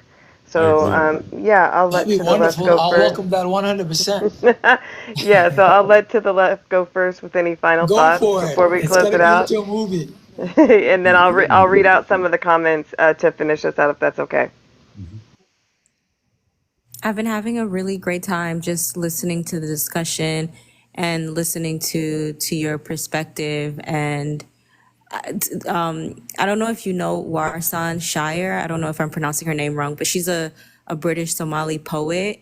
And one thing I always say is that Somalis are so poetic, like such poetic people that even now when you're speaking, the way that you're synthesizing the different periods within the book is so incredibly poetic. And I just want to thank you for writing your story. Thank you for providing us with a platform here to then discuss some of these different, things that come out of it. So what it means to be Black, both outside of America and in America, what those transitions look like. And I hope that within the community, within the Black diaspora, we start having these discussions even more, because I think even within our community, right, we don't even have that clear understanding of how we struggle and how we're impacted by white supremacy and colonialism. So, I hope that this sparks that conversation for us within our community and we start to understand each other a bit more. So thank you for providing that space. You're welcome. Thank you. Thank you so much, To the Left, for coming up and sharing all of your thoughts and your perspectives. I think the McDonald's analogy is Yeah, gonna that whole statement that was deserves to be alive by itself. Just saying. But yeah, so thank you again to everyone who joined us tonight. I just cannot thank you enough. Thank you for your support. Thank you for liking and sharing the live. Thank you for the questions and the comments and the great feedback. Thank you to the host once again, my friend. Always glad to join you and thank you, when Michelle. you do Thank these. you. My pleasure. And thank you once again, Boya. Your story is poignant. Your delivery is poignant. Everyone, the number one thing that I'm literally reading is we want more.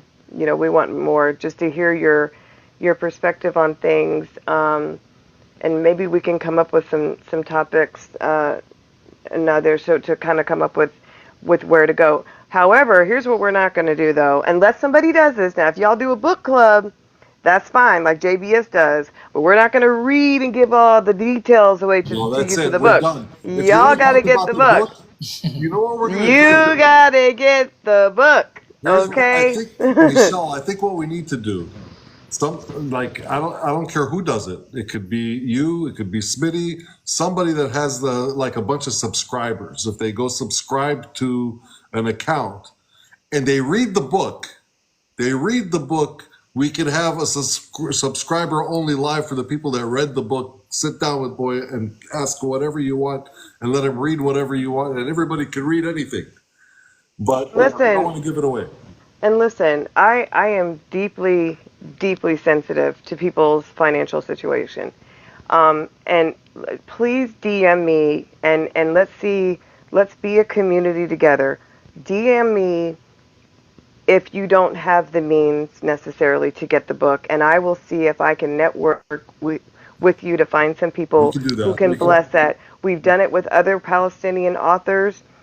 We've done it before. We can do it now. I am deeply, deeply sensitive that sometimes people want to, they desperately want to, and they don't have it. But I'm also a believer That's a of great idea. community. And, Yeah, I'm follow a me on believer. that, Michelle. Yes, yes. So DM me, please.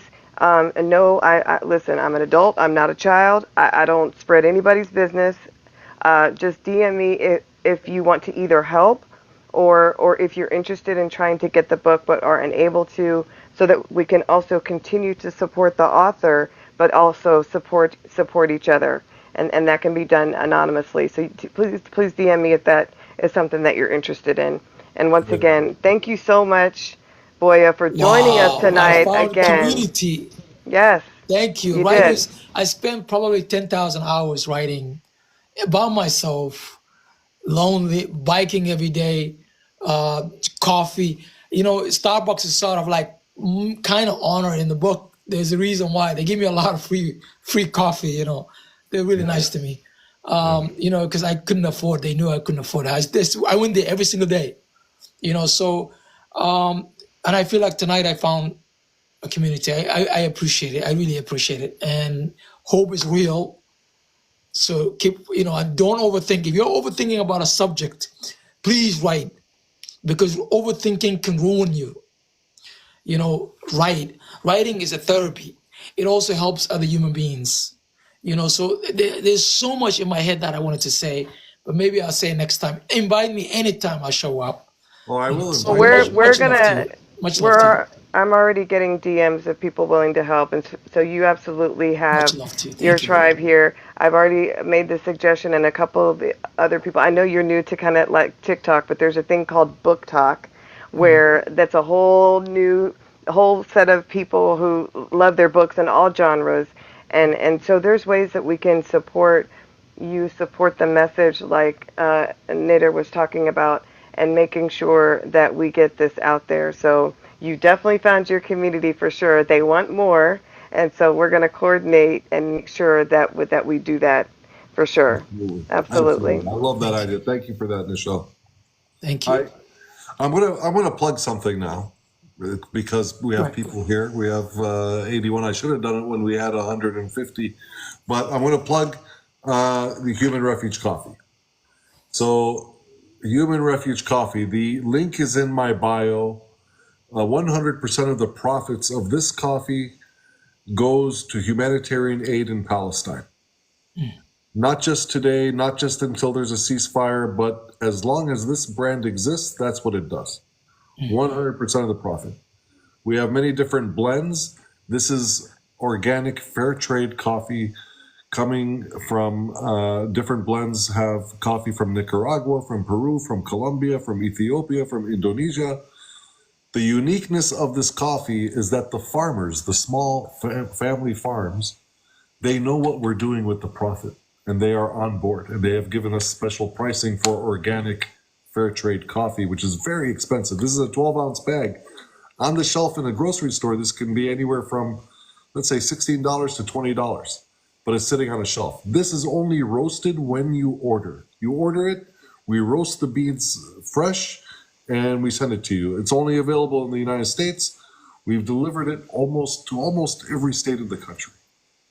There's maybe about... And I'll be the customer. I'm going to write. I love coffee.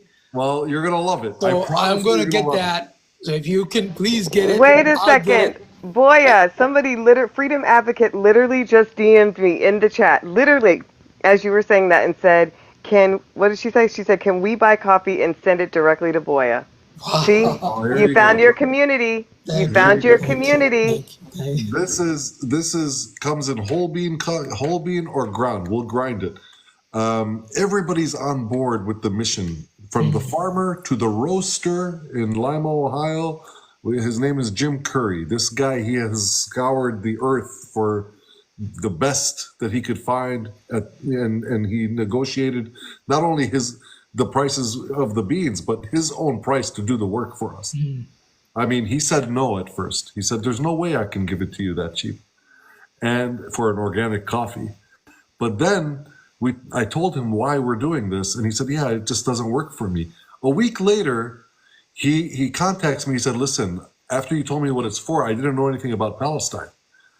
Dude, I have to be a part of this. Let's do it. And that's the story of Human Refuge Coffee. So from the farmer to, we don't call them customers, we call them partners, because 100% of the profit from this goes to humanitarian aid. We don't take anything out for expenses. Expenses are also a donation from Human Refuge to the Human Refuge Board of Directors. So everything, like the bags we paid for. Even the bags are not included as part of the expense from the profits of this. So please, the link is in my bio, humanrefugecoffee.com. Everybody has said they love the coffee. So, Boyah, I'm holding the Gaza blend. This is our espresso, but we have an espresso, we have a medium dark, we have a decaf, whatever you want. So And the I'm a flavors are refugee named town after the writer, cities. and yeah, I'll make the sure flavor, I the drink flavor, that to my next book 100%. okay, A refugee town writer. We have the the same, I can relate to that. yeah. So the names of the blends, all of them, thanks Nichelle for reminding me, are named after are the names of Palestinian refugee camps. So this is Gaza. We have Rafah. We have Jabalia, Maghazi, and Maghazi is very close to me. It's my favorite blend, and it's also where Human Refuge used to sponsor a classroom that was destroyed for autistic children in Gaza. And we have Janine as well. Janine is my, yeah. Janine is Freedom Advocate is asking, well, two questions with the coffee. Do you have it in instant? I believe it's only whole and, no, okay, no, that's, we don't have it in instant, but we're researching. There's a way to actually you can make your own instant coffee. okay. And the second one is it available in K-cups? No, and Okay. I'm gonna tell you what to do. So for the K cups, we use K cups in my house. We use reusable ones. You can go on Amazon. You could buy them. You buy them one time. You're going to save a lot of money because you're going to reuse them. And you buy the coffee. I recommend that take the money that you're saving, buy yourself a good coffee grinder, buy the whole bean, and then you can play with the different, levels of grinding the coffee in the K cups and reuse them. And it's going to be fresh. The K cups, when you buy them from the store, they've been sitting on a shelf in a plastic thing, and who wants that? You want coffee? Are you a real coffee drinker? Then drink real coffee. Drink good stuff. So that's my plug for the coffee.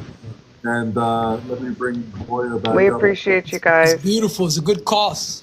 Yeah, it's a Wonderful great cause. cause, and we're going to have to talk about making another. Maybe in the future, whatever you want to do, maybe you have somebody that would like to work on something like that for Somalia, or you could make another brand. I mean, we can talk about that, and anybody that has a mission or something. Look, we're not competing with anybody on this. This is something we're doing for Palestine. But we're also thinking about other places to do it for, where people should do more of this. I think So if anybody needs advice on how we did it, maybe you have a different product or something. But let's help one another out. No problem. We'll give free advice. It's okay. Wonderful. But Boya, so the last words for you. Anything you want people to know about the book? Anything you want to share? Any last comments? Well, first of all, love is real. And I appreciate the love. I'm glad I found a tribe. Writers are normally a lonely creatures. Like we sit behind the computer and just write. And writing is very lonely craft. And I never knew at the end after publishing a book what you have to do. I remember debating with my publisher and saying, I just don't want to be on the spotlight. I wrote the book, leave me alone. But it's pretty rewarding to actually come to your live here and actually get to know wonderful human beings. And the reason why I think strangers care, and therefore I care for you. This is the first time we talked, and this is human right there. This is what makes people like me an optimist, because when you care for me, and I have absolutely no connection to you except this app, and you show me love, that gives me hope for not just for me, but the two-legged creature that you and I belong. So tonight, love is real. If you're struggling, know that you can do better, and your hope shall never diminish. And there's a light. So never give up. Write your story. Support those who are struggling today, because tomorrow that struggle might come to you, and you want other human beings to feel your pain. because human beings are interconnected. Let me tell you one thing that made me an optimist. When I was young, we tried to escape from Somalia twice. Orphans in the Islamic world, when a father dies, you become an orphan. Not when your mother dies, when your father dies. Because father in our culture is a protector. So when my father died, the people that I belonged to, the tribe that I belonged to, didn't really help us, because we became the grass. Metaphorically, when two elephants fight, it's the grass that suffer. We were the grass, women and children. But I was a small little lion cub, and I remember thinking about helping my mom, but I couldn't do it. So the second time we escaped from the war, we got to Kenya. The Kenyans didn't want to let us in, and because there were so many refugees going into the Kenya. And I remember CNN headline news coming on board on a ship that's not supposed to be in the ocean, but we were refugees. So the ship it took 30 days from Somalia to Kenya, which is pretty close. Kenya is a next door neighbor. Yeah. But the ship died. It broke down so many times that two women had the child inside this cargo ship that's not supposed to be on the land, on the ocean. I remember CNN coming to us and putting out a story into the world. It is that story that forced the Kenyan government to let us in. That was my first connection to America. Yeah. I remember CNN headline news, giving us banana, and Somalis love banana. I remember actually getting more than one banana and eating that with a fresh water that we didn't have. At that moment, we did not know we were going to come to the U.S. They let us into a refugee camp. I stayed there exactly 1 year. Then I came to America. That connection to human beings who don't look like me gave me my first hope that human beings care for another, that strangers care. And if strangers care, I care for them. What's happening in Palestine, the human beings, if you care for them today, tomorrow they'll care for you, because human beings are connected. The same thing happens in Ukraine. Same thing happens in Congo. All these places that are going through hardship, they're human beings just like you. Yeah. So help them out, because tomorrow you'll be helped. My story, everything I'm telling you, I didn't learn it. I went through it. Everything I wrote in that book, I went through it. Life taught me. So much love. I appreciate you inviting me, and I appreciate you reading my book. I belong. I'm part of this community. Thank you so much. Thank you for being here. One thing I want to say, just to piggyback on that, is that human beings, we're selfish. We are selfish by nature. We want to be happy, and that's what we want. Everything we do is really because we feel like maybe it'll make us happy. Everything we avoid because maybe it'll make us happy, to avoid it. And so we're kind of selfish. We want to be happy. But the quickest way to be happy is to make somebody else happy. Life's about giving, yes. That's the quickest way. You can work day and night and make as much money as you can, and you may not be happy.